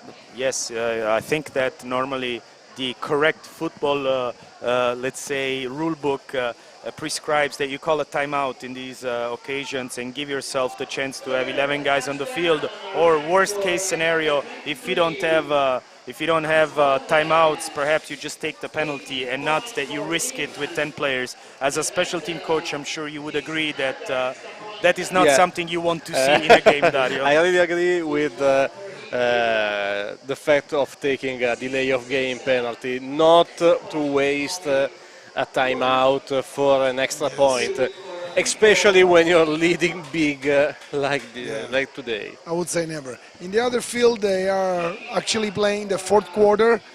France is still leading 16-0. There was an attempt for Team France to throw the ball in the end zone. Ora muffed, kickoff return by Martinez, and Martinez is taken on the 4-yard line. Yeah, well covered by the Austrian kickoff coverage team. Very well done. And not real well done by the returner that muffed the ball and took a great risk. We have to ask, we have to be sorry with you guys at home, but we still have some little problem with our service monitor.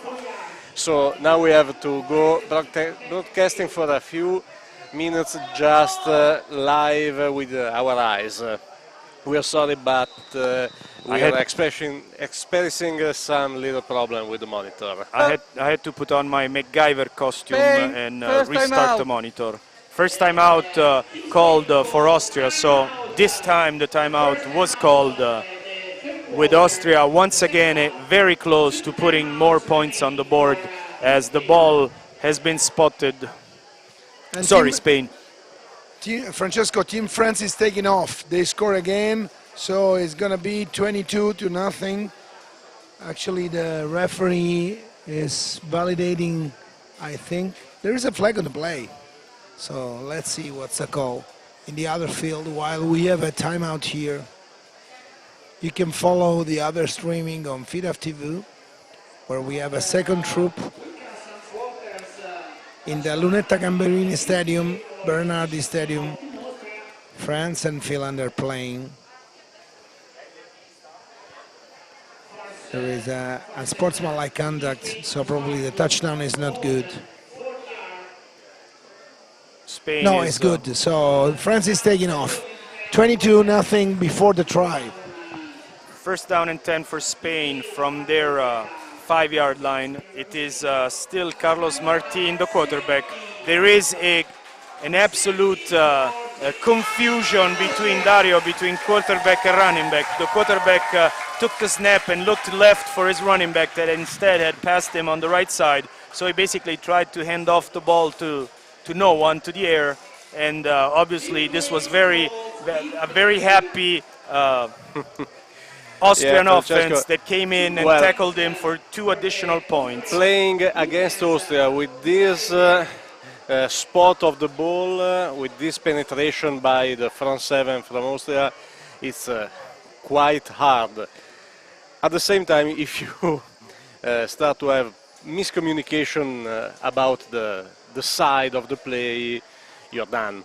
Meanwhile, I ask for your forgiveness because it was not a safety and he was tackled on the very, let's say, first few inches of the field to make it a second down and approximately 15 Now with this next race on second down, it is 3 yards gained by Spain. So the marker now tells us that it is 3rd and 11 from the 4-yard line for the Spanish team that obviously, as most teams would, is having some difficulty trying to exit from the back of their red zone. You see the quarterback Carlos Martin trying to give the correct position to his running back, and then he goes deep looking for his receiver that makes a wonderful catch, and I think that this time he was in the field when he caught it. Let's see the sign from the referee. And I believe that it is a catch. Wonderful, wonderful catch from the Spanish side. Wonderful catch from number 81, Jorge Vargas. And as we await for the replay, it is a catch of approximately 32 yards for Spain. 32 yards on the catch. Nice catch by a 17 years old guy. Meanwhile, it is the end of the third quarter, and the teams will switch fields. As you heard from the voice of our man from the field, Manfredi, the other game also has taken its let's say, path towards the final score. It is now 23-0 from France. The other game is already into the fourth quarter, or has already been in the fourth quarter for a few minutes, as France is clearly in the driver's seat of that game, just like Austria is in this one. 1st and 10 from Spain, as we will start the fourth quarter from the 37-yard line of their half portion of the field. Dario, we have a fantastic window, and with the sun slowly going towards the sunset, I think we could very well cook some microwave plates on our backs. I wanted some eggs to put on my neck. The problem is that tomorrow at work someone will think that I have been on the beach and not at the stadium this afternoon. Meanwhile, there is a fumble on the run play by Spain. The ball was lost and recovered by Austria, that will take over from the 37-yard line. So this very promising drive from the Spanish team comes to a halt. Meanwhile, Dario, go ahead with some stats from the third quarter. Okay, let's go.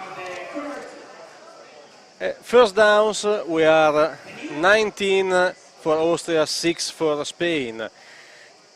235 yards rushing against 86 for Spain. Meanwhile, first down and 10. It's a beautiful catch by Samuel Imariagbe, and the very shifty and quick receiver from the Danube Dragons of 19 years gains 20 yards. It is a first down and 10 with the ball on the 15-yard line. So Austria is once again inside the red zone looking to add points. Dario. Passing yards were 190 plus this reception against 55 for Spain. First and 10 for Austria. 2 receivers on both sides, but it is a handoff for another running back, number 32, Sandro Djukic. Also about stats, rushing, Rock Wenzel has 85 yards in 6 carries. Hans Walter has 74 yards in 10 carries. For Spain, the best runner is the quarterback, who is 68 for... Oh, I'm sorry. It's Miguel Lopez-Quince, yes, number 15. Oh, sorry, number 12.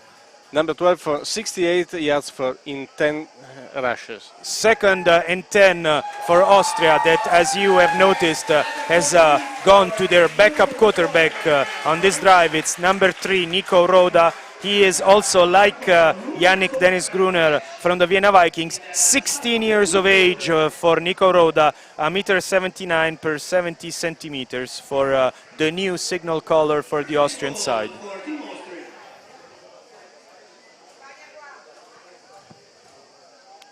I'm sorry for the mismatch about the name, but our rosters have just a few of their names and the stats charts, some name quite different.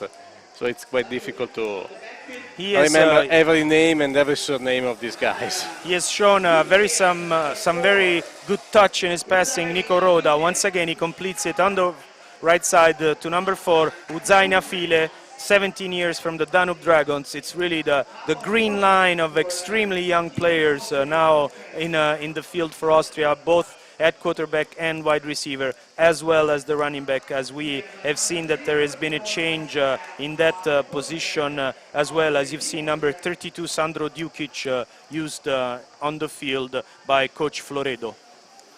Yeah, Francesco, is now a massive rotation of the personnel. I think that the coaching staff wants to have every guy involved in this game. Second and goal from the 5 for number 32, Sandro Dukic, that walks over a couple of defenders and enters into the end zone to score the points that take Austria from 45 to 51 as we wait for the extra point.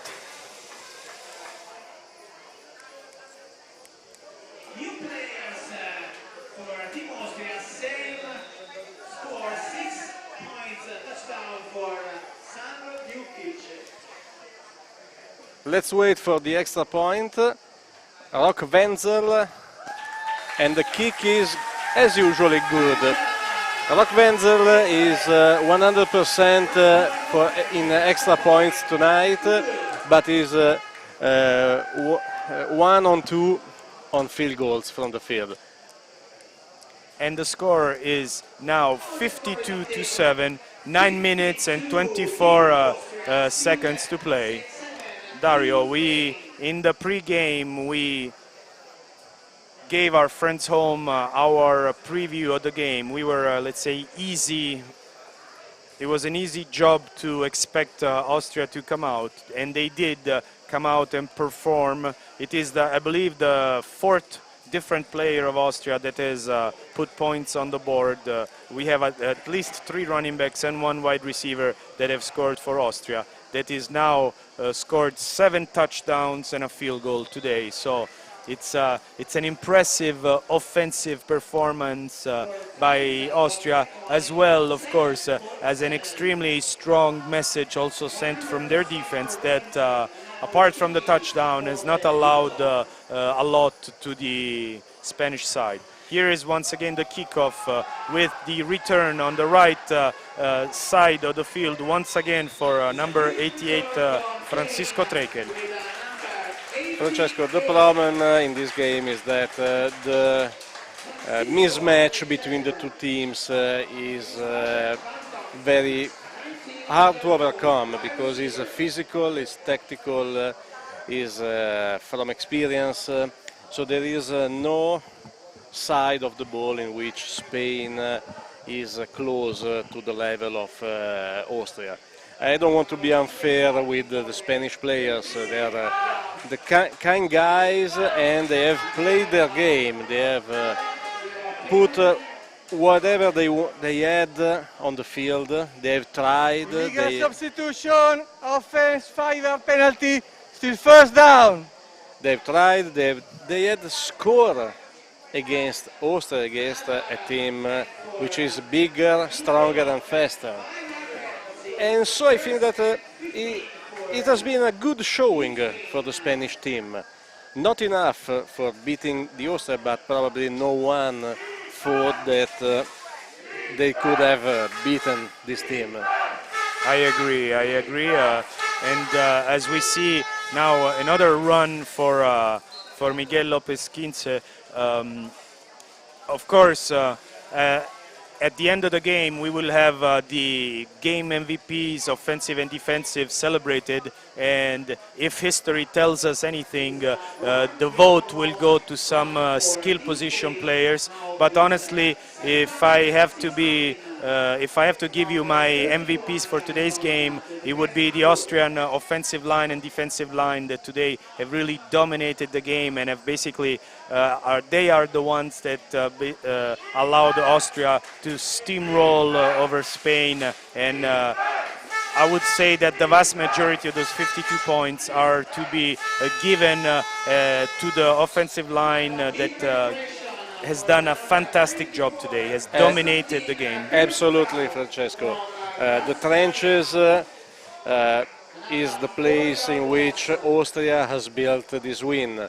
There is no way to compare the two lines, offensive and defensive, for the two teams. There is a lot of difference in level. Spanish guys, they have to work a lot. Basically, we can compare the two offensive line. The Spanish guys, they have a lot of fat over their muscles. The Austrian guys instead are very athletic, lean. No, not exactly lean. Come on, we're talking about offensive line. Come on. Nice pass. Nice pass by Carlos Martin for number 81, Jorge Vargas, the intended receiver. The result is an incomplete. For a moment, Vargas had the ball in his hands, and this was one of those cases where the incompletion, I would say it's a fault of the receiver, as the ball from the quarterback was fantastic. He had a beautiful spiral, and it was on the outside shoulder, so it was put in a place where only the receiver could catch it. Here's the punt from number 5, Alex Garcia. Once again, not very strong punt. Even with all this bounce, the ball has... and there's a big mistake 10, by number 8, Julio Iglesias, 30 yards who punt. is defensive line and long snapper. The guys thought that some Austrian player has touched the ball and saw that it were a live ball, and he has lost a few yards over bounds, as well as some ounces of his energy for this useless run, because the ball was not touched by the Austrian player. As you can see, the referees are indicating that the ball is property of the Austria team. 1st and 10 for the Austrian offense on the 36-yard line.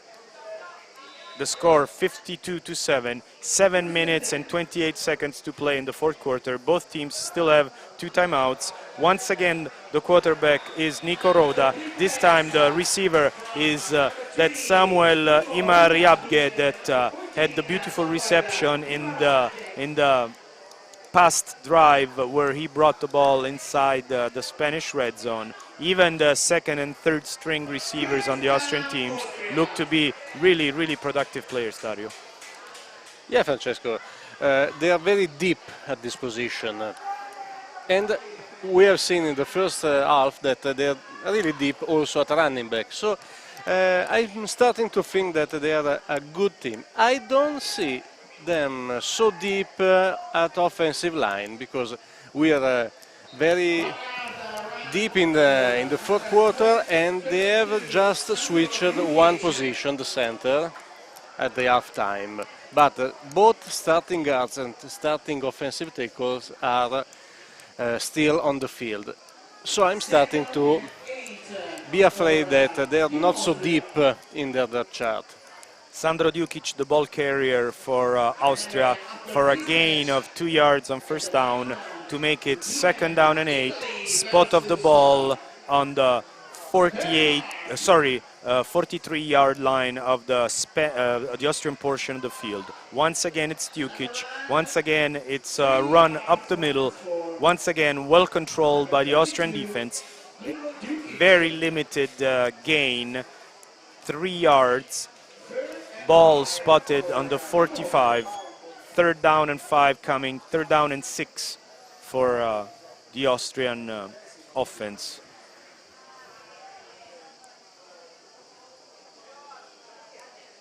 Yeah, Austria is now huddling between offensive line and running backs. They're spending all the time they could spend.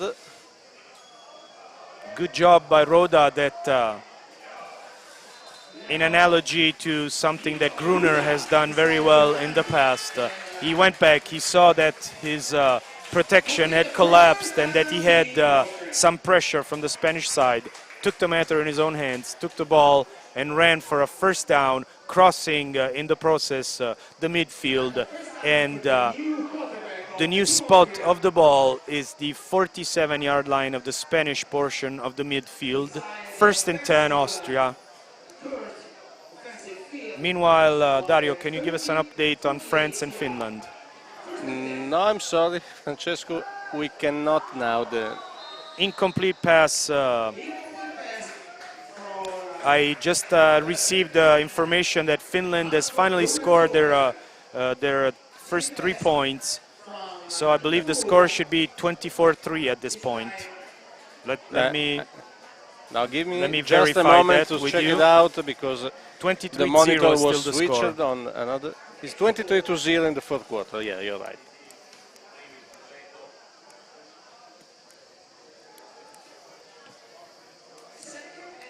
Second and 10 for Austria. The spot is on the 47-yard line. The ball is caught by Nafile, that is able to gain still 3 yards after the catch and make this a 3rd down and 4. Good job by Nafile, that was basically grasped by the Spanish defender, but was able to evade and gain 3 more very hard-fought yards for his team and make this a very manageable 3rd and 4. Roda keeps looking at his sideline and changing probably some of the assignments to his offensive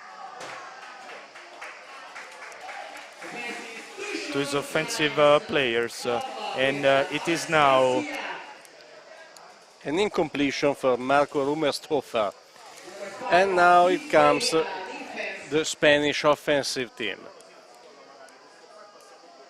No, sorry, the Austrian punting team. Sorry, folks, but we have some people running behind us, and it's quite hard to broadcast in this situation. So, gets ready for the Austrian punt. Now is Samuel Imiarbe punting, and the ball is down on the 3-yard line. Really nice job from the punt team from Austria. We have seen the new punter Samuel Imarbe, and probably maybe he's a backup, but not worse than the starter. Certainly not. They are actually rotating personnel and let all the players have in the field. 4:19 to play, 1st and 10 for Spain from their own 5-yard line. Good job from, as you mentioned, from the Austrian punting team that pinned the Spanish offense in the back of their zone. Very poor snap. Now there's the safety. Extremely poor snap by... Actually, this looks like a touchdown to me, honestly, more than a safety, because he never touched it. Yes, okay. That's...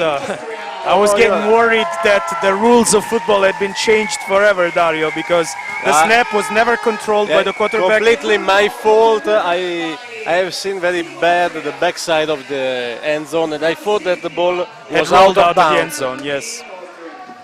7. So the snap was so bad that I thought that it was out of bounds directly.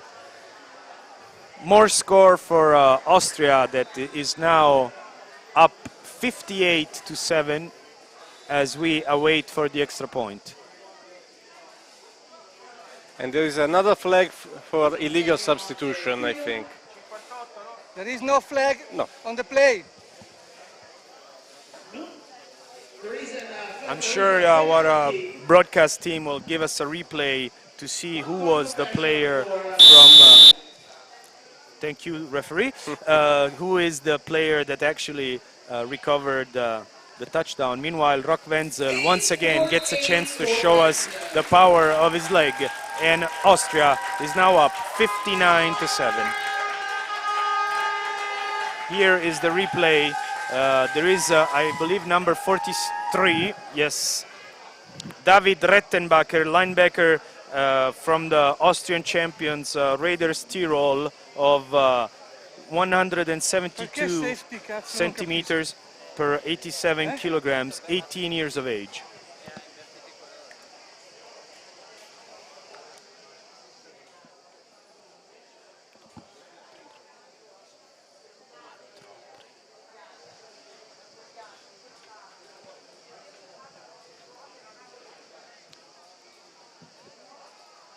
Thank you to our broadcast crew for giving us the replay.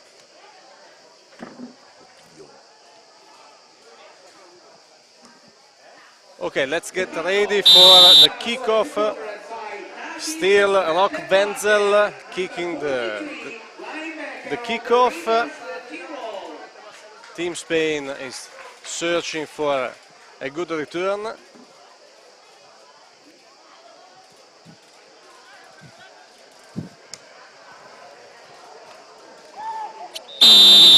But Francisco Trekel is taken down after a few yards, and the play will start at the 21-yard line. I believe the ref still has his mic open,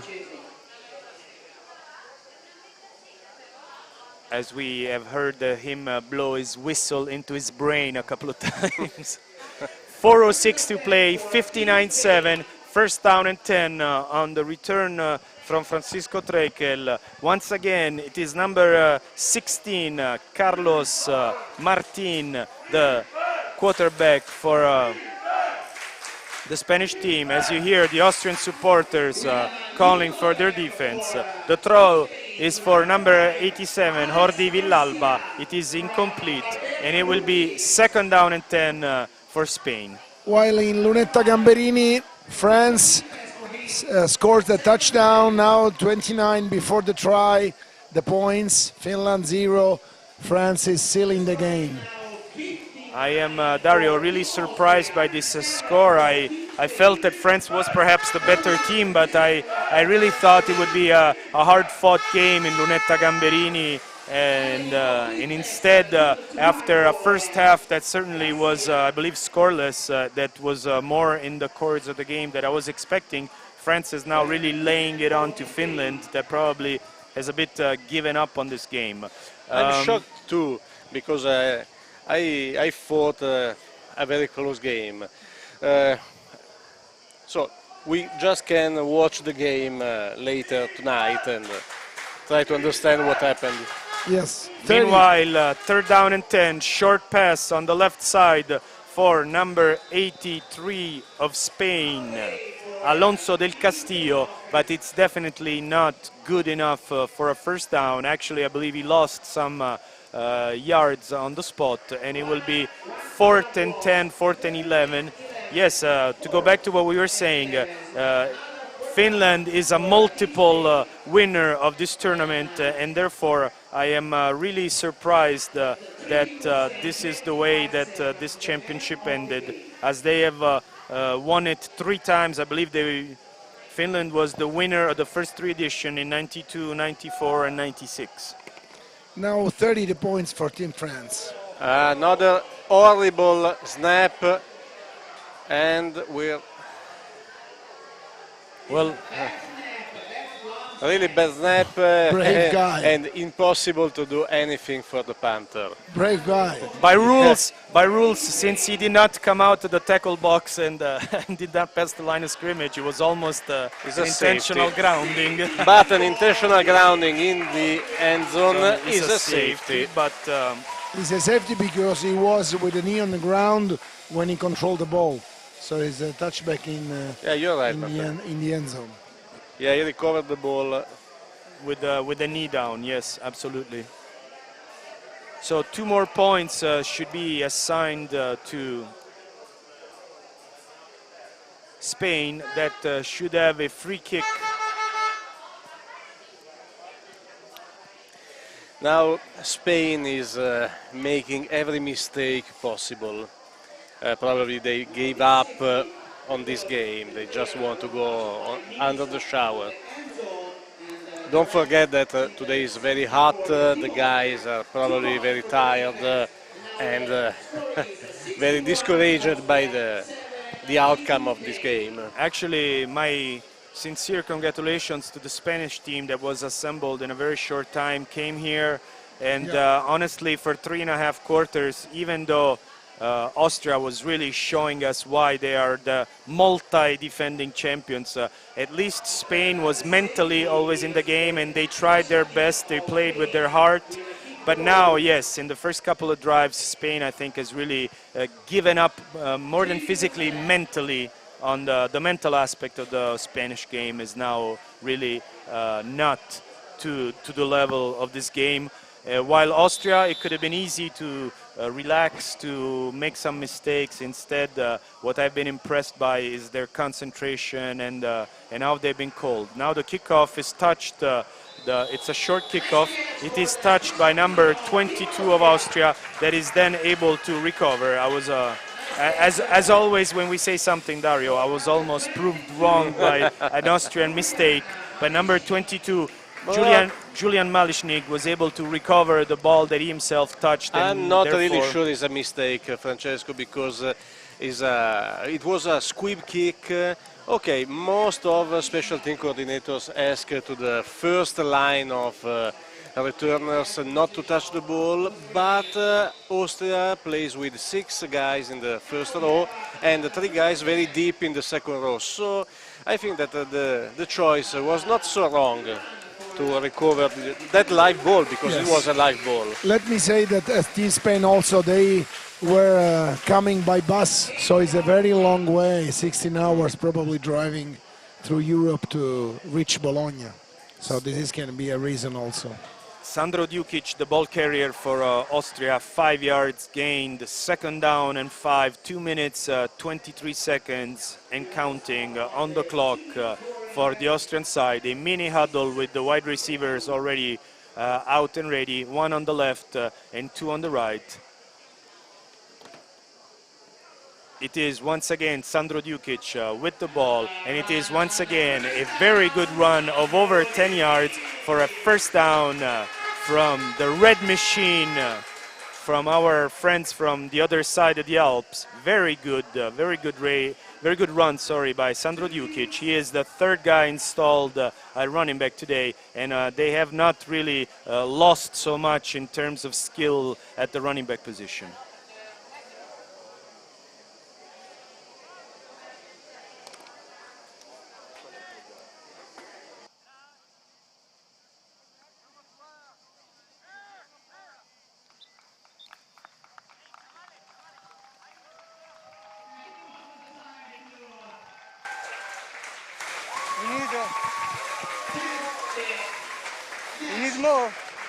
We need more. Guys, we need more. Guys. I'm not sure that they can actually do this, because we still have 1:14 to play. It was very nice anyway to see the 2 teams in a show of friendship stand up and hug each other, but we still have over a minute to play. Even though it's victory formation for Austria, we still have one more play to go before the game can actually be officially closed by the referees. In fact, you heard the voice of the referees in the background in our microphones saying, "Guys, we need more." And I believe what they meant is, you need to play a couple more plays. I was searching what was happening. I confess, Dario, I was really thinking there is some international rule that says that you can start hugging a minute and a half before the end of the game, but obviously I'm sure there is. That's not the case. And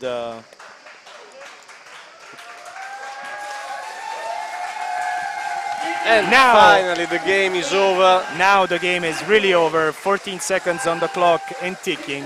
The final score is 61-7. As Manfredi is now going on the field to interview what will be the MVPs of the game. We have just received the names, but we will wait for Manfredi to give us the names of the MVPs. Meanwhile, Dario, a quick analysis of the game. There is very few analysis. Austria is quite the best team and they played their game quite easy. They tried not to show too much to the next opponent. The Spain has played with the heart and soul. They've tried to do their best and a little bit more. For at least a couple of quarters, maybe 3 quarters, they have done it. They have played their game. They have scored a touchdown against this team, and I think that they could see this score as a little bit of a win. I agree with you, and I will now pass the line to Manfredi on the field for the interviews. We can tell you that the MVP for the offense is Austrian and for the defense is Spanish. Manfredi. The MVP are the quarterback, Austrian quarterback Gruner, number 1, and MVP Team Spain for the defense, number 12, Barredo. So you heard Manfredi give us the names of the 2 MVPs. As you see, there is this very particular and really interesting ceremony from IFAF with the 2 teams facing each other as we now wait for the 2 MVPs. The offensive MVP of the game is Yannick Dennis Gruner, the quarterback from Austria, as you heard from the voice of Manfredi. Yes, tell Gianluca Corti to announce he's coming down. He's running, okay. So while we're waiting to final announcement to the stadium, I will give you a couple of interviews after the ceremony with the 2 coaches and the 2 MVP to have an idea from their side of how this game was and how tough or hot, but for sure a nice afternoon of sport of American football. Here is Gianluca Corti.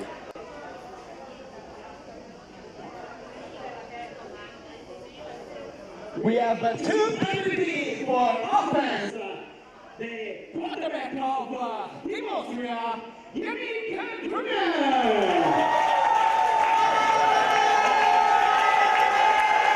And number 12 for defensive MVP from Team Spain.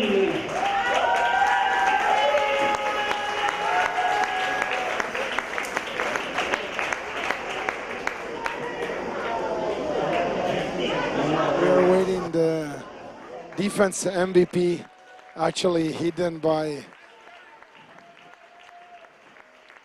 his players coming down. Please come up. And a big applause for Miguel Lopez, for number 12 of Team Spain, and number 1 for Team Austria, Yannick Gruner. So we have a quick interview, if I'm online, with the young players. MVP of this game, we start with you. How do you feel? Do you speak English a bit or speak Spanish? You speak English, great. So how do you feel after this game? You lost, but was tough. Well, I think there's a lot of things to improve, but we'll keep training and we'll be better the next game. You were the best defensive player today for your team, so you must be proud of it. Yeah, I do. Perfect. So we saw you running the ball and passing the ball and hitting the defensive player, something strange for a quarterback nowadays. I just think we have to win the games, and that's about it. We just got to compete. So now Can you please keep the microphone next to him, Gianluca? Otherwise, the people here in the stands cannot hear you. We do that, yes. So now you can watch Italy-Denmark to understand who's going to be the next competitor. I mean, we're probably going to watch the game. I don't know Gianluca, if we're going to watch turn it on live, the microphone, please. Film on Huddle, but I think it'll be a good game, and I'm excited to see who we're going to play. What do you expect? What do we expect? 2 hard-hitting teams that want to win. So. Yeah. Okay, thank you very much. Congratulations. Congratulations to MVP from Team Austria, Yannick Gruner. Now I think I can have Coach Roman after the handshake.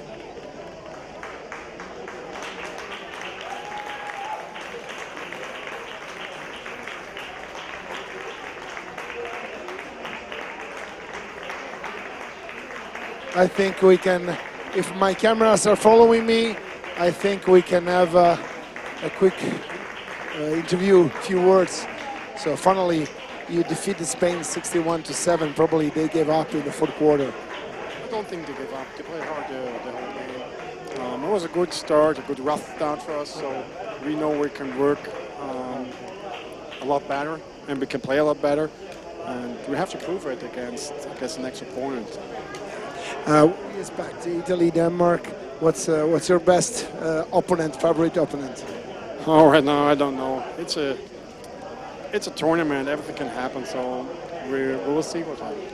Okay. Do you have a very good quarterback? He likes a lot to hit defensive players. It's a bit dangerous, is it? I don't like it, but it's the way the offense is built on. And we have two good quarterbacks with us. So hopefully nobody get hurt and both can play the whole tournament.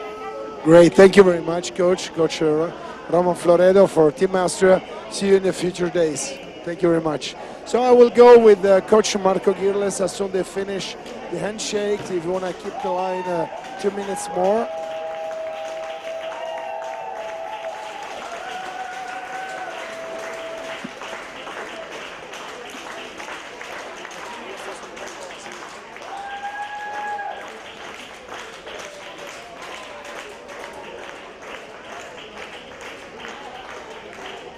Here again from the field with Coach Marcos Girles, Team Spain. So Coach, a huge score, but the team was alive at the end of the third quarter probably. We didn't stop fighting. It was like, hold on, let me hold that light to me.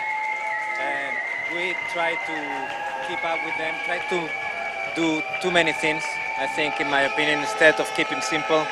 And at the end, it was not us, and that's what we have to tell the kids. Because it was okay first quarter, second quarter, tried to keep it till the half of the third quarter. But after that, we tried to do too many things. So probably to keep it simple is better in football, especially when you have to make a team in so few weeks, isn't it? Yeah. What we tried to do with the kids was keep it simple, not too many plays, but we get excited at the beginning of the game and try to think that we were able to do anything, and at the end we pay for it. Thank you very much. Congratulations anyway. See in the future days what happens with the semi-finals and finals. Thank you, Coach.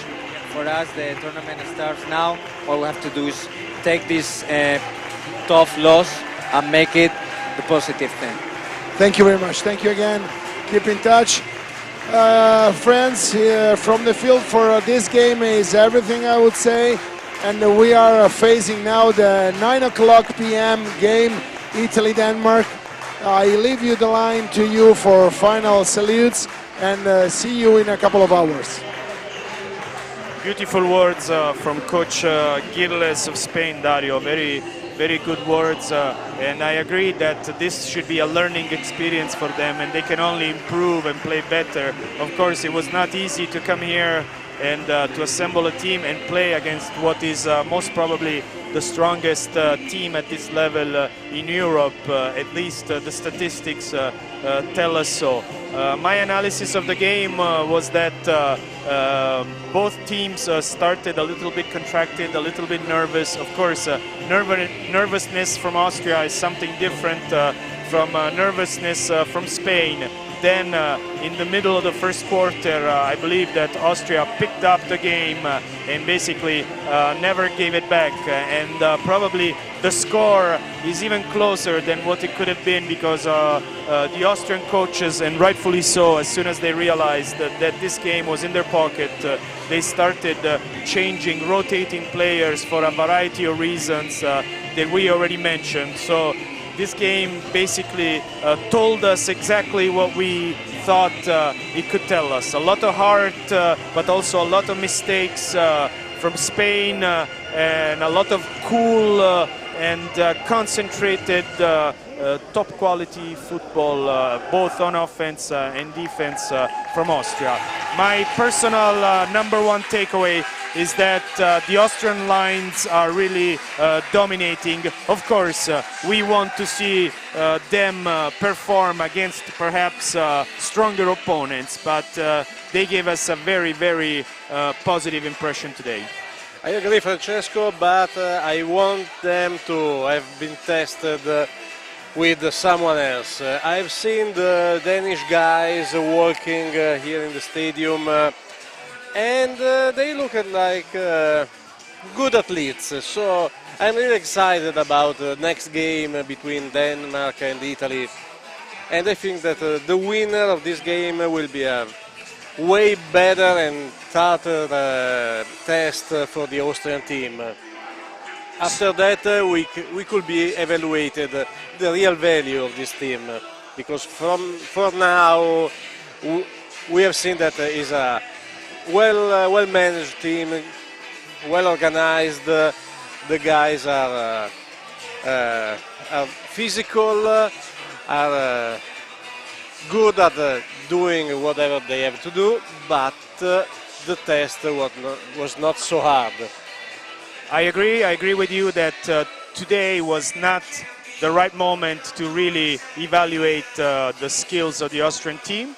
With this, we come up to the end of our broadcast.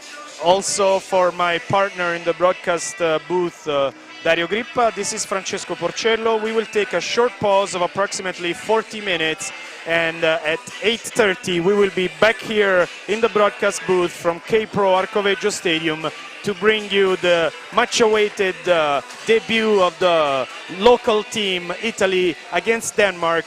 Kickoff time at 9 p.m. And the other game will also be on our frequencies, and it will feature an all-Scandinavian matchup between Norway and Sweden. For Dario Grippa, this is Francesco Porcello. Thank you and good afternoon to everyone.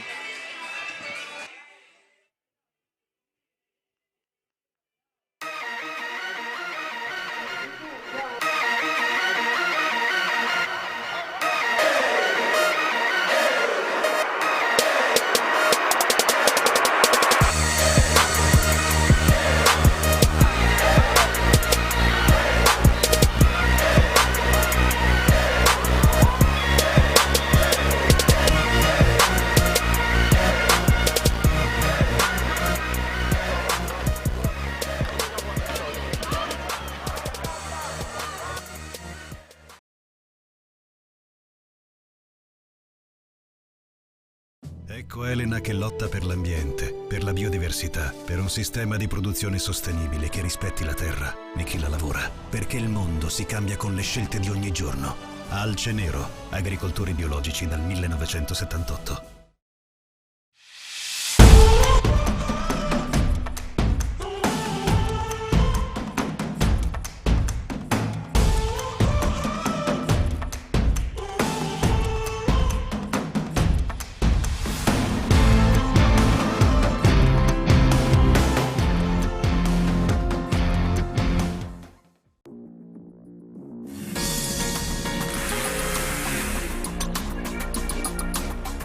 Qualunque oggetto, anche il più comune, può diventare un serio pericolo se usato in una maniera sbagliata.